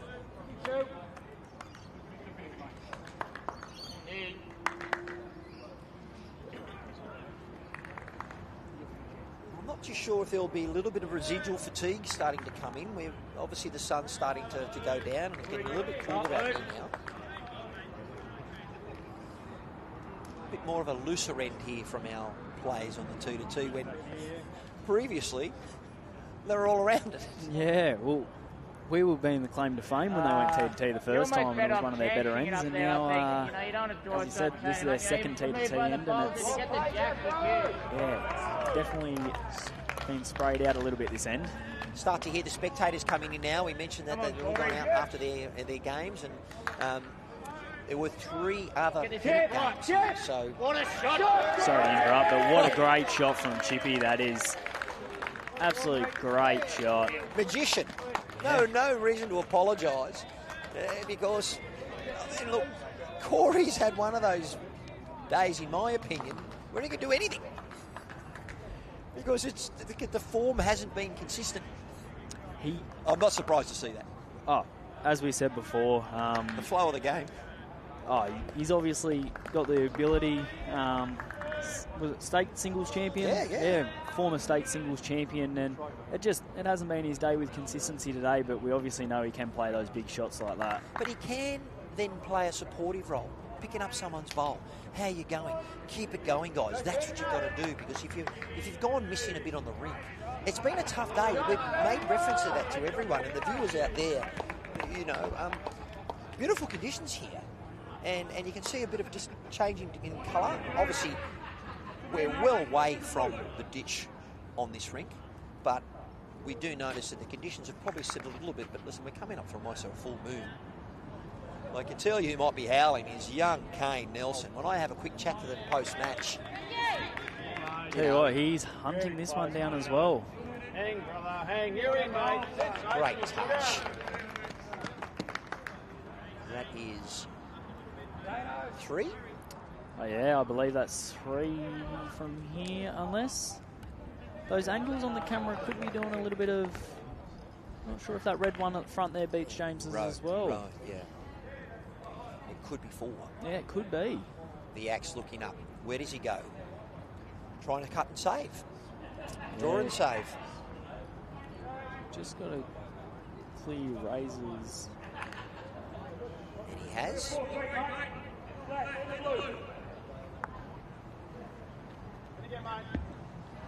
Just on the ruling there, see how Axe's bowl hit the bowl in the sand? Do they have to, if it moves it significantly, do they have to replace it? Yeah, so the 2 threes will come to an agreement of where that bowl was. A light touch like that, it hasn't really moved it. If it was a full-blooded drive and the bowl moves a few inches, then yeah, they will replace it. So I'd imagine with that weight that Axe was playing, he was looking to try and either draw or sit into that cluster. To draw the absolute, I wouldn't put it past Axe, former Welsh international. Well, he's staring this one down. Come on, Axe. Current New South Wales pairs champions. Come on, Axe. Oh, if it had cleared that, the weight was really good, but unfortunately clipped that short one and has... Taken the measure out. It certainly has, but 3 shots to Wenty. So Kane Nelson with a 4 and a 3 in back-to-back ends and has really just put this game away. So we are looking now at our furthest rink with a 2-shot difference, and currently, viewers, we are looking at a 10-0, where before it could have been an 8-2, Yeah. or it could have been 5-5, as you mentioned, a draw. How quickly has it just turned? That momentum from a marquee player.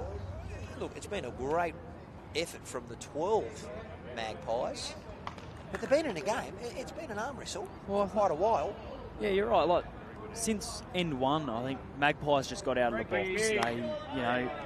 They got out to the nice lead early on, and they maintained that lead for the majority of the game. Taren Point had that kind of, 3-4 end period where they started to chip back at the big board. Got it back to, I believe, was it 8 shots, I believe. And then, yeah, the 2 marquee players and Treno on that middle rink as well. Actually, all 12 Wenty players have just shown why the board is showing 21 shots overall. We have got a few ends to go, and I'm going to make my way down to have a chat to both skips. I'm hoping the Axe may still be okay to have a chat as he processes what's going on. I think I'll keep my questions very brief and positive. Beautiful night here. Cracking weekend of lawn bowls for the TAB Platinum Pennant. Launched yesterday with round 1. We're now here at Wenty Leagues, the home of the Magpies. Franklin is encouraged by what he sees. He chases after it. But I'm just trying to get a view on rink 11. I know it looks like there's Taren Point holding 1 shot over there. No, so you've got Wenty holding 1 with the bowl about 4 inches short. The second shot you got Louise's about a foot short. Jacob's just drawn 3rd shot and Kyle's 4th shot. So Chris has got 2nd and 4th shot to work with. And he has not got the final bowl. Yeah, he has. Chris has. Chris has 2 to come and Jacob 1 to come. So he'll get final say on rink 11. Oh, he's going quick. Yeah, that was what their 3rd did as well. Oh, and what a great shot. He's got Louise's through the jack to kill it. So that's exactly what he was after. They're still playing for that ring point. Yeah. Simon Little, the other half of What a Load of Bowls, was also playing with positive connection to try and look for the kill. So, beautiful thing is they're playing back towards the clubhouse where all their bags are. So, interesting to see what the length of play here, but what have we got at the point of play with Rowan Dennis coming through, and it looks like the Magpies have got 1, 2 and 3 with Kate Walker trying to make a difference.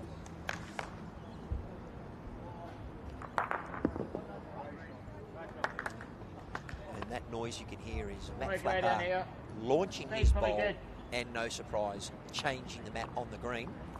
He's had to adjust it. Yeah, the mat did move about 2 foot behind him then. So Rowan Dennis looking relaxed, as you would be in the position that you are now, with six shots clear. It's a very handy bowl, that one from Rowan Dennis, because Scorchers are definitely going to have to start attacking this. Well, the axe has called. Yeah, here it is. Send it.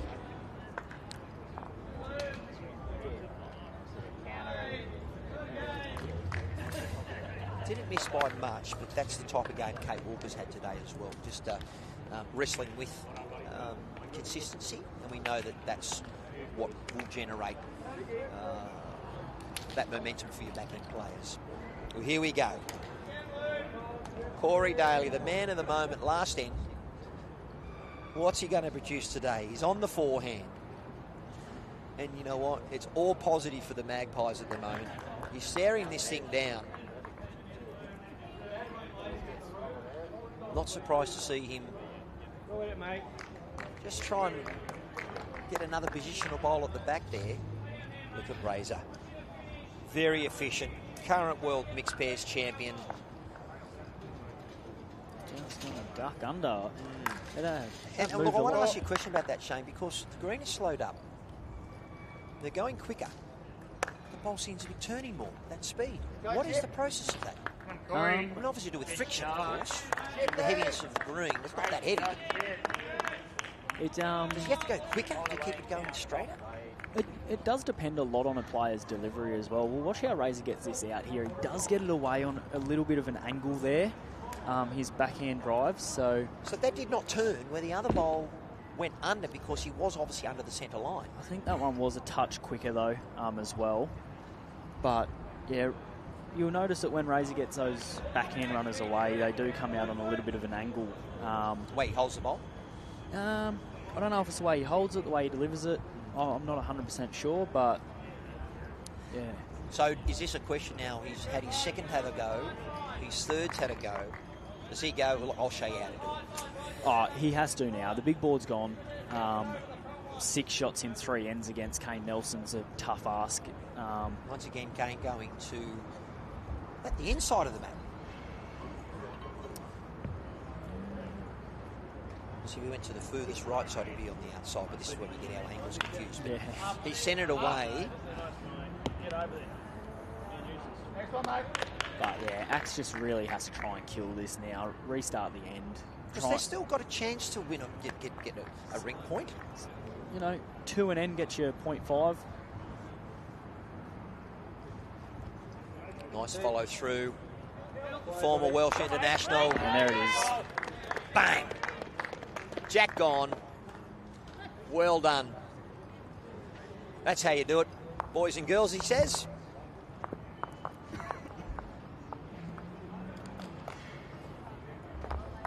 Well, there you go. That's a look of a man who has come from Ballina. We've won the state pairs. Not a lot of joy there, but he's in the fight.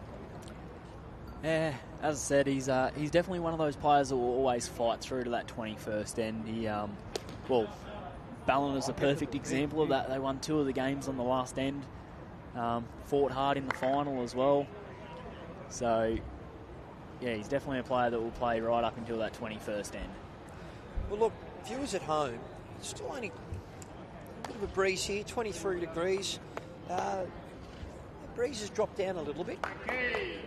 Beautiful night here for watching bowls. Yeah, it's got the lights on, you can see the shadows. But it's more swung around to the east rather than the southeast at the moment, with very good air quality, which is rather nice. All right, he's toiled hard, Ben James. Very patient man. Another youngster into his running, loves keeping fit.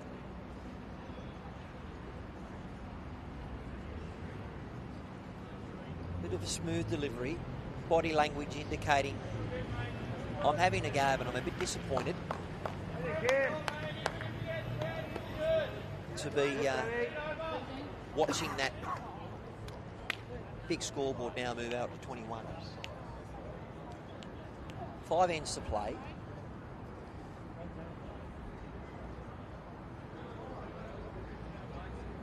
the Magpies. Looks like they're going to be on the board. Yeah, it looks like they've put this game away already, the Magpies. So A 10-0 sounds a lot better than a 9-1, but it's still very good. absolutely. Well, as we said before, both of these games, like I know Axon's probably starting to push the Rink now, like 6 in 3, but both of those, Axon and Roseanne's, they're both still looking for that 1 point. Very interesting movement on Rink 11. And that bowler, 𝗟𝗓𝗡𝗚, has seen the Magpies pick up a single at the moment with Simon Little. I'm not sure what just happened there because I only saw the result, but 𝗟𝗓𝗡𝗚 was apologising. So I'm not sure what I missed there. Look, he had good weight, and you know that you get good fortune at times when you reach the head. We've got Rowan Dennis at the moment on screen with a great track, slices it, likes it, and picks up the shot.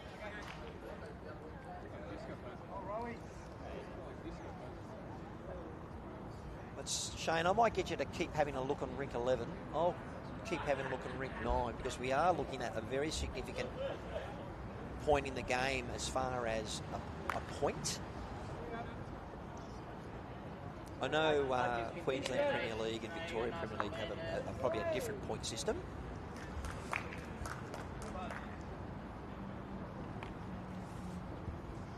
Well, there has been a big change up on Rink 11 over there. The jack has moved about 3 foot.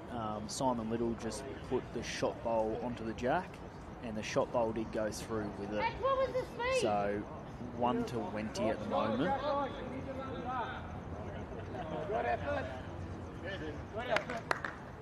23-9 victory to Mr. Whittingham over Mr. Flapper. 1 down, 1 more Rink to go.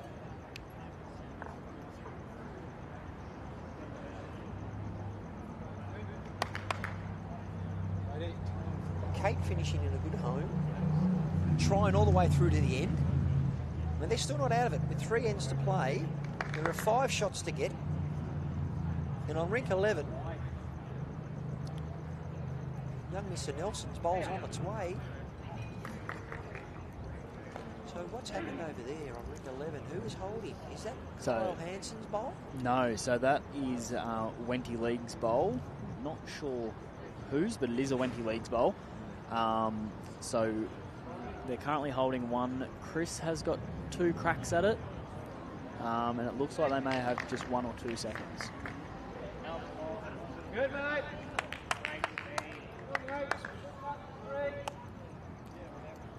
It looks like Rosie's winding up here. You obviously don't want to go home yet. No.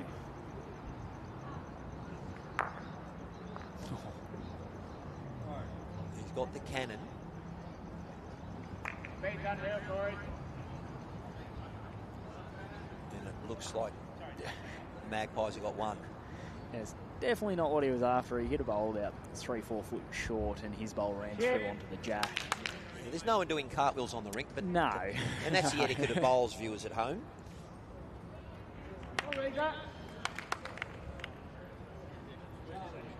Once again, Corey keeps me guessing. I actually, to be honest, and no disrespect to Corey, because I don't know him from a bar of soap, but, he's kept me guessing. I don't know where he's going to end up. Has it been directed from his skip? But more often than not, he's been in it. Do you know what I mean? There's been a few draw shots from him, but he's played that. And look, the comfortable nature of that is the front end has played well for the Magpies. Yeah, he's definitely been playing to some decent heads as well. As we were saying, he hasn't had his most consistent game today, but he has still been in the area and played some big shots when he's needed to. I mean, there's been no armchair for Kane. He has created some significant changes in the head. Look at him still now working, following his bowl, vested. as you can, mate. Green conditions have changed a little bit. So talk to me. Shane, the axe. Is he looking to try and play onto that jack high bowl? Yeah, absolutely. You just got to try and play a yard through that red one. You get that through and stay. You make 3, maybe 4. A little soft touch yeah, on that jack. You just got to get it past Kate's bowl there. So, well, it's on its way. What's the gentleman thinking? It's tight. Oh, you got razors out of there as well, which that was another second. So, only 2 seconds to Taren point now. So how does Kane change this up? Does he just try and put a covering bowl?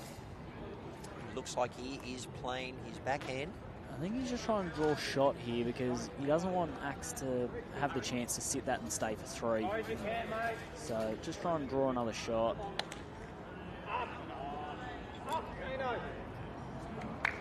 Looks like he's given Axe an opportunity here. He wasn't happy with that.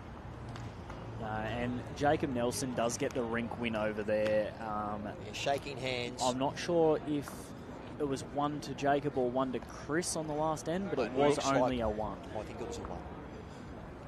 To Jacob or Chris? Yeah, 63-40, so it was to Jacob. The axe has sent his bowl on its way. It's present. He's asking it to hold. It's a great shot from Axe. Well done. Do we see how many fingers? 2. As we were saying last end, Axes will always play right up until that 21st end. So a 2 there. It's now only 4 with 2 to get some points for Taren Point today. Bit unlucky not to hang around as well. Probably a bowl out.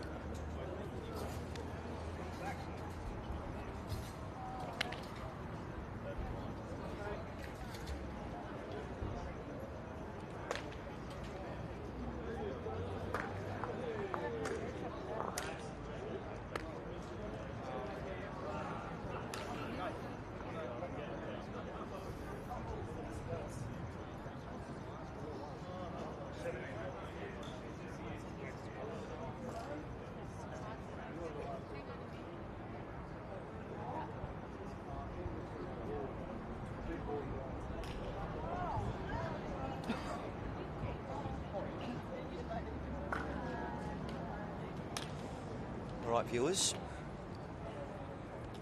Just working with our Space Quake production team. Jay and the camera crew have done a great job. It's been my great pleasure to be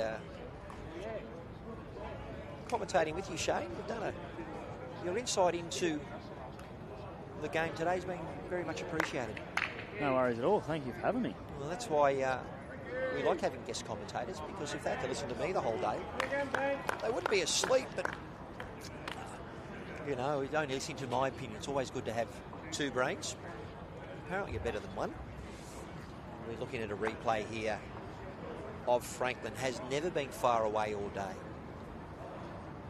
And to take Jacob out of most valuable player, Jacob had to play pretty good in the realm of what we've seen today on the rink.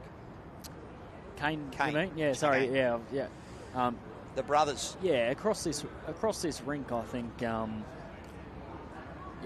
and Frankie have definitely been the 2 standouts for me, but Kane has been a class act all day, so he's got my vote today. And from the Scorchers, look, the axe for me, and Razor. Yeah, I think the axe. Ben has not been very consistent, but I think he's back half of the game. He's probably got my second vote for Taren. And you know what? Reflecting on that, I tend to agree with you. He's really tried to lift his team. And you look at this wonderful head of bowls. Yeah, I think he's had a tough gig up against Frankie as well. Frankie has played well, so... Oh, mate, look, Frankie, a seasoned tournament campaigner, as I mentioned. He's heading off to Easter next week, going to a 𝗟𝗓𝗏𝗘 pairs tournament at Maitland City, you'd want to have a rest after playing 3 days of bowls in a row, but he wants more. But that's what he does. You know, I've got to know that the chopstick mafia, Franklin Fong, through playing tournaments. And we're looking at Roe Dennis here. Change up from playing at the Belrose Bulls last year, but with his job, he's moved closer to this area, so he's now representing the Magpies, and a very good home.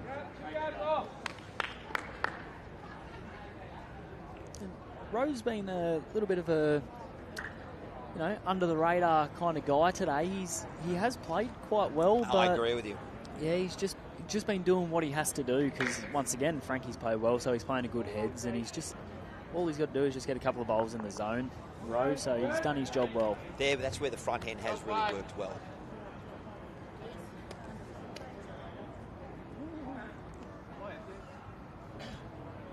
And I would say that if the Scorchers are fortunate enough to win this match, I think that would be against the run of play. And it's a close match. I mean, either result would be favourable, but I think the run of the match, I think the Magpies do deserve a 10-0 win. Yeah, absolutely. Across the big board, across the 3 rinks, Magpies have definitely been the better team all day. So a bit of a long trip for the Scorchers. They'll head on home and dust off their wounds and step up for tomorrow. And ladies and gentlemen, if you do go to the wonderful CAB Platinum Pennant Hub, you can have a look at all the action. Razor playing a bowl with reaching weight. Lands his second bowl of Kate Walker, but didn't get the result. But yeah, so have a look at the Pennant Hub, and you can look at the live stream matches, our round fixtures and results, and of course teamless as well. So if you're really into our season 2, the 2025 TAB Platinum Pennant, that's where you get all the action from.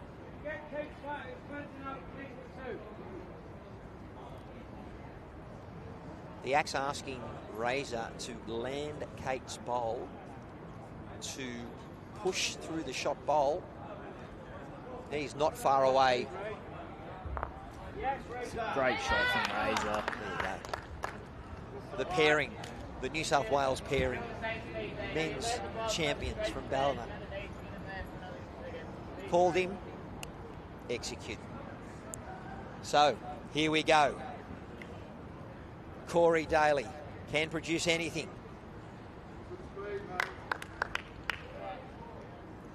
Not surprised to see that sailing through. It's actually quite nice weight for that shot. Maybe a little bit on the heavier side. You get a nice contact with Kate's bowl there, and that jack, you're getting half of it down the line. They've got 4 or 5 catches there. Had every intention. Shane, if you're playing that type of shot, where are you looking before you send the bowl with your aiming point?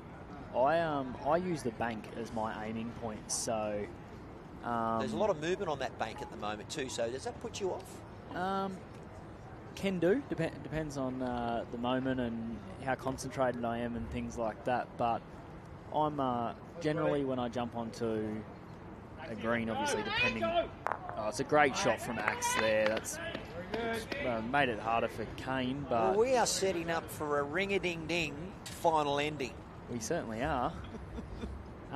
But yeah, I jump on, and my roll-up ends, I'll start at the peg and then work it from there. I say, all right, you're Kane Nelson. Damn his brother Jacob, because it's confusing the hell out of me. What's he doing? He's just trying to get about 2 foot, 3 foot through the front one, which is about the weight he's playing here. He is close, and that is a great shot from Kane Nelson. He has done it all day, and that is why he is our MVP. Wow.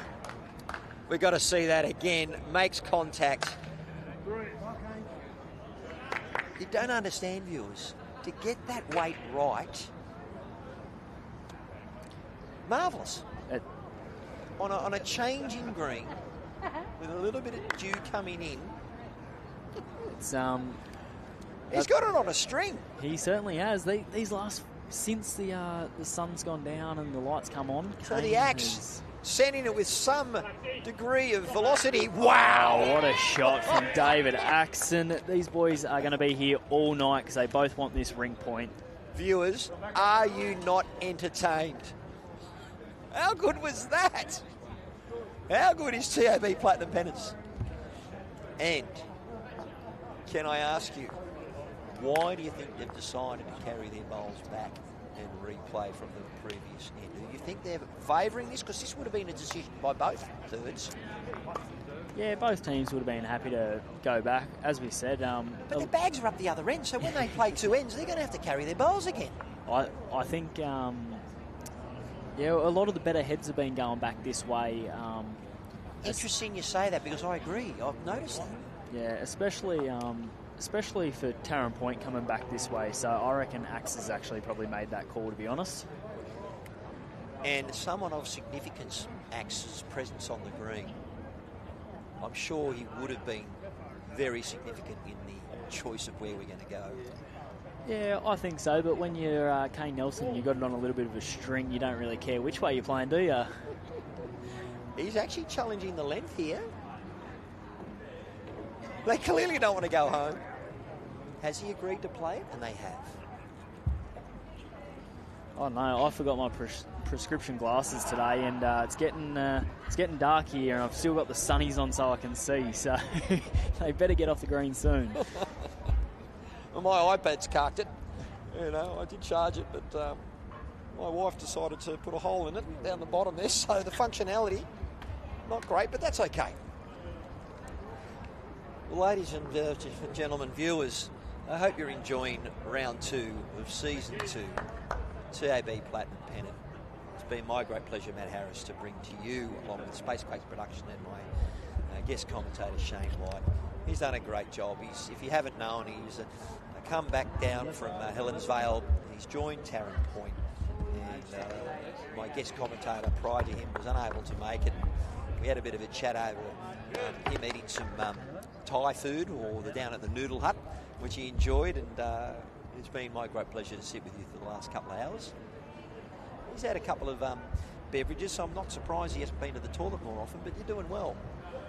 I've actually just been sipping on them. I only had, I think, 2.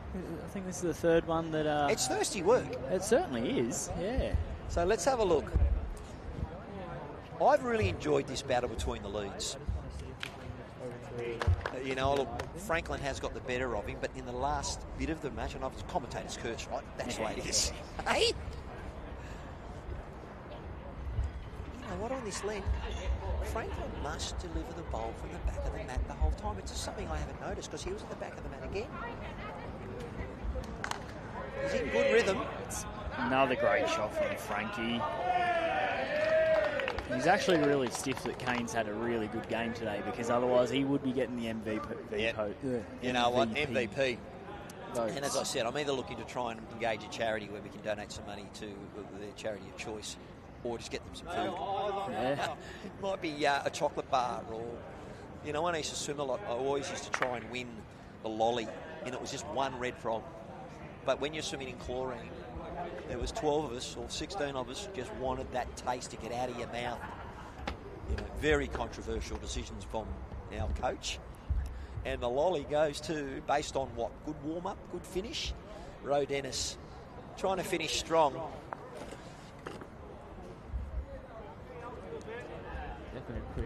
We are now looking at 6 p.m, viewers, so wherever you're watching from, thanks for being a part of our coverage today. We're in the final stages with Taren Point fighting to try and grab a Rink point. Kate Walker has finished off with her 2. Where does Rowe try and look at positional play? Because that jack has got kill written all over it again, if it's hit. Yeah, I think you just throwing something out there on the forehand, keep it wide. You know, 2 foot past and a foot wide's probably your ideal situation. What does the Axe ask Ray Pearce to bowl now? Well, got one of two options here. One is you build up the head and let Axe play the big bowl, so give him something to work off, put another 1 or 2 bowls in the area, or you get Razor to try and trail that Jack right through, which is what the call is. A little bit high on that. But there is 3 Taren point catches there altogether, so that's probably the weight he'll be playing with his next one.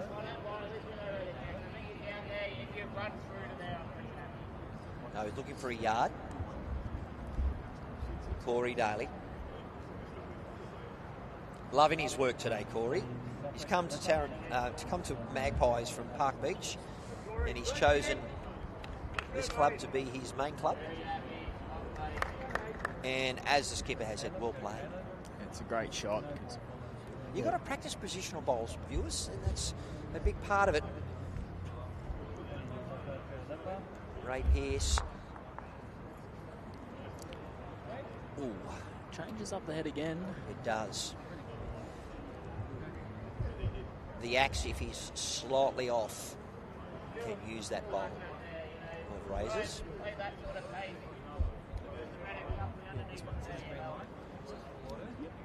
It's interesting just watching Kane work his process then, looking at what the shot would do and where I want to put that bowl. And then he said, I want it here. Yeah, and he's also given Corey a few different options there. So Corey knows exactly in his head what's going to happen if I hit this, what's going to happen if I hit this. So as Kane said, you know, you work off this wide one here or you get our one up into the game. I don't have a brain like that for me. Yesterday when I was having a big chat to 𝗥𝗢𝗨𝗡𝗗𝗓, he's got a very similar thought process. He's not only thinking about the bowling in his mate's hand, but possible scenarios of where, what, who, and he might be 3 shots ahead. The whole 9, yeah. And, you know, a skipper will Axon has got the 2 bowls clean there, so he has made 1. Possibly 2. No, I don't know. I think it's only 1, but either way, it's a good shot. He's been very strong in his conversions the last couple. He's known for that, though. Certainly is, but yeah, he this game has definitely stepped it up the last 6-7 ends, and Kane and Axon are both putting on a bit of a display. Yeah, converting their shots. Off conversion shots. Bowl is on its way from Kane. The line is looking at sitting, staying. Kane wouldn't be unhappy with that with his first one, though. It's giving him a good sight. Depending on what Axon does here, I think Kane will know how to correct off that.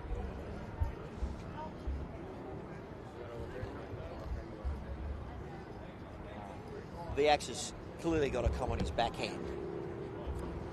Yeah, you get a roll out of Razors there, you know. Or sit the bowl of Kane Nelson. But Kate's bowl is slightly in the eye.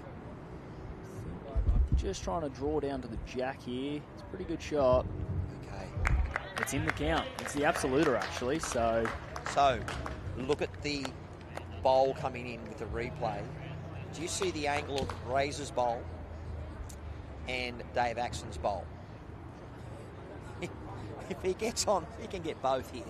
He can. I don't think Kane's going to be playing that way. Kane doesn't want to kill it here. He's 4 up with 2 to play. So he's just going to try and draw it. If you trail the jack 2 foot, you're happy. Oh, he's playing bigger weight than that. He's looking for the plant. Okay. We've still got a point on our hands here. This is my thought. I didn't know if he was looking for the edge of that bowl. I think if he was going to be looking at the edge of that bowl, he would have. Yeah, you had to go quicker at that. Could he have been in 2 minds? Leaving that head thinking, I'm not sure. Probably, because he was probably looking at it like, you know, a 1 down or a 2 down's not horrible here. But at the same time, probably didn't want to kill it and give Scorchers another chance to make a number. Yep. So that was a 2 shot? Yes, it was 2. That's 2 to the Scorchers. We're looking at a 23-21 with 1 end to play. 63-44 on the big board.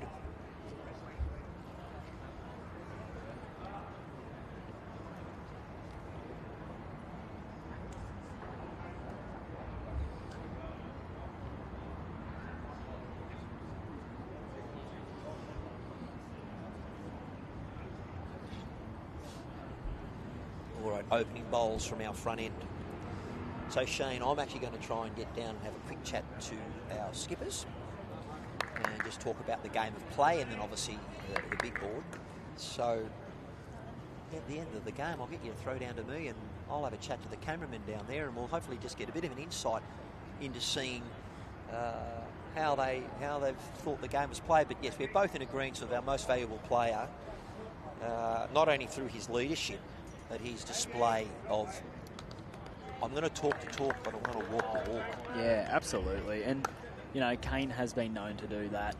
Marquee, Queensland. You can see why he's in the Jackaroo squad. How is it hard for him to crack it? Oh, I know. It's a very strong squad we have here in Australia. So even to be in what a great problem to have. Even to be in the squad, mate, that's an absolute achievement. He's only 20 years of age, so has a lot of years ahead of him.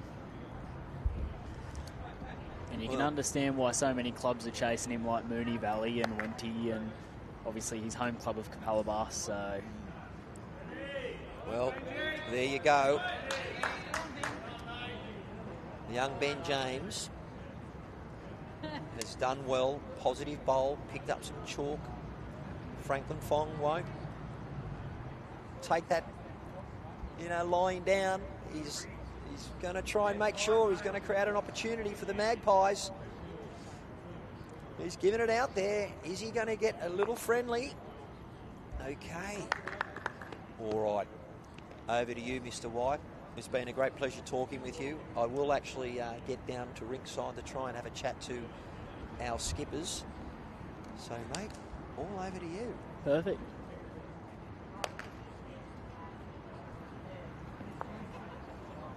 Okay, so Matty has just left us. He's going to head down. He's going to have a chat with the skippers after the game. So this is the last end here with Wenty and Taren Point still playing for the Rink point.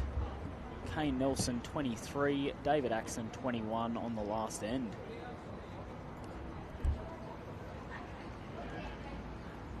So we've got Rowan Dennis coming in here. They're riding it in. It's just pulled up a couple of foot short there.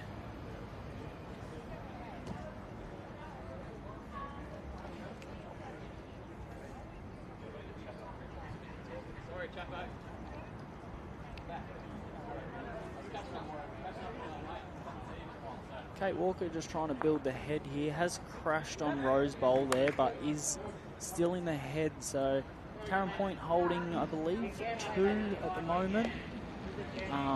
But the head is building well for Taren Point here.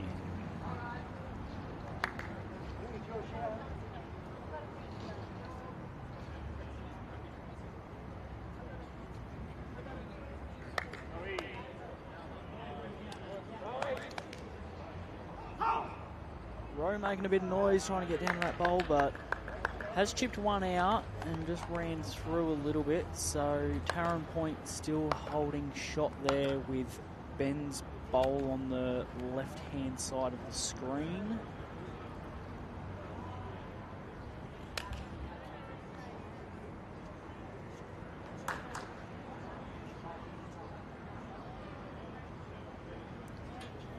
Ray on the mat, ready to play. He's jumped back onto his forehand here.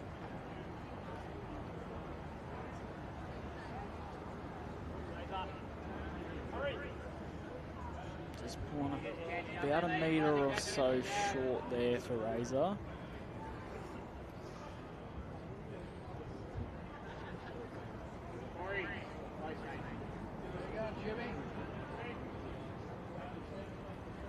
Oh, what a good shot from Corey. He was a little bit stiff there not to get all of the jack, but he's definitely changed the dynamics of this end. So he's got the jack out there. I believe they are, the Wenty League Magpies are holding shot here, but plenty of space for Ray Pearce.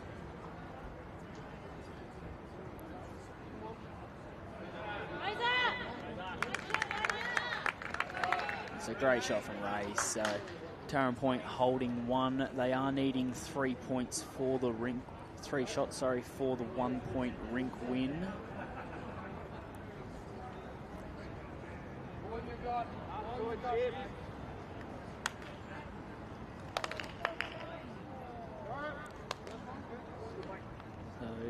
crossover, 1 to Taren point, and 𝗣𝗟𝗡𝗡𝗏 has first bowl.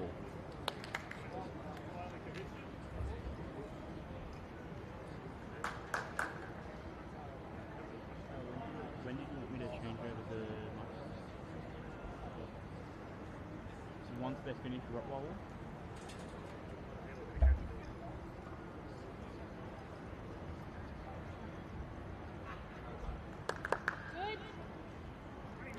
Very handy shot from the 𝗥𝗡𝗏 there, so they are holding 2, but we know what Kane Nelson has done all day today. He has caused some damage, so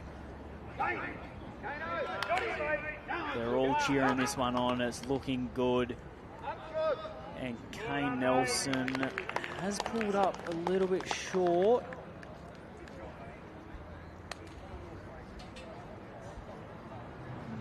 No one's signalling anything down there at the moment, so it could still be 1 to Taren point with Ray's bowl.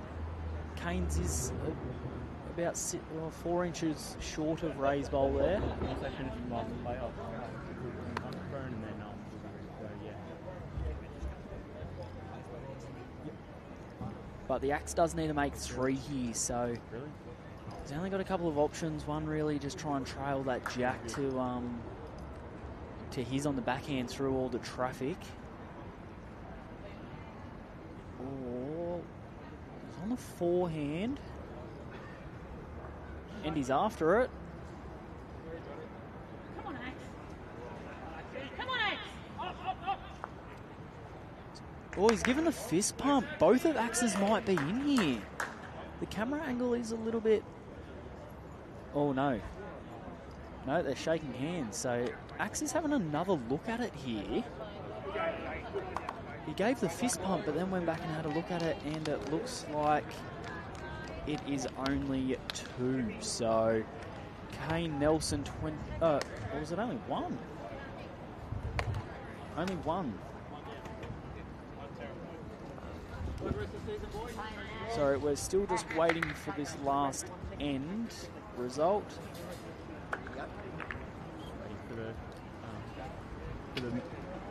Jay to tell me. All right, can we just get the microphone? I'm not 100% sure what's happened there, but it does look like we're going to go over to Matty here now. He has got Kane Nelson and 𝗣𝗟𝗡𝗏𝗏 with him.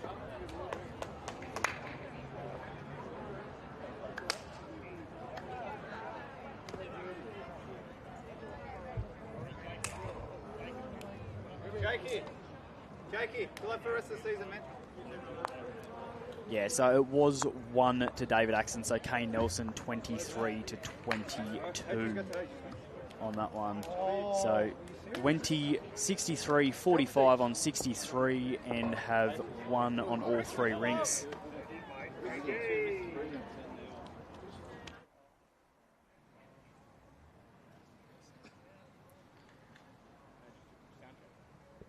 One, two, Matt Harris. Well done.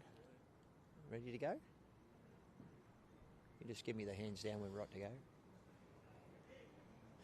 Well, ladies and gentlemen, viewers at home, I've got the skippers here in round 2 of the TAB Platinum Pennant season for 2025. 𝗥𝗡𝗏, looked like it was tough out there today. Yeah, it was tough. We had a really bad start, and obviously the boys took advantage of that, taking a 9-0 lead, and we were just scratching around, but we fought hard, which all Taren Point rinks do. So happy with the result, even though we lost by 1, but we fought hard, and I'm happy with the guys where they played, and good luck to Wenty in their next rounds and tomorrow. So yeah, good luck to them. And question on tomorrow, I can see that you're clearly disappointed, but gee, you played some good bowls, both of you, and the teams that we had out there, but you're at home, got the Bull Ants, thoughts on that? Yeah, well, we got them last year, so hopefully they could be our bogey team. So see how it goes. But we're on our deck tomorrow, so we'll feel a bit confident because we've had 2 hard away games the last 2 days. So yeah, feeling confident. So hopefully we can put in a good performance tomorrow. We'll go and be amongst your teammates and regroup. Thank you very much, 𝗣𝗟𝗡𝗏𝗏𝗏.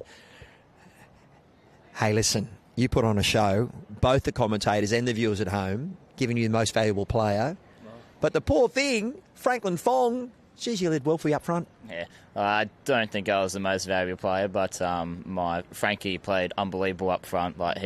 Last night he played awesome, and tonight he was fantastic. And he's a real chill dude to play with. He's always brings a light heart to sort of Mr. Chopstick. Yeah, so he's good fun. And the guys up front for me played unbelievable. And well, Ro Dennis also, the front end was really good. You didn't have an armchair ride, but you played some shots where you needed to significantly change the momentum of the game, and you were able to do that. So, mate, how do you crack a Jackaroo squad? You're in the squad, but how do you crack the team? Well, I mean, I started bowls when I was 3, so I've been playing for a pretty long time, so you'd hope over that amount of time you get some sort of reward out. But I've been very lucky, to be honest.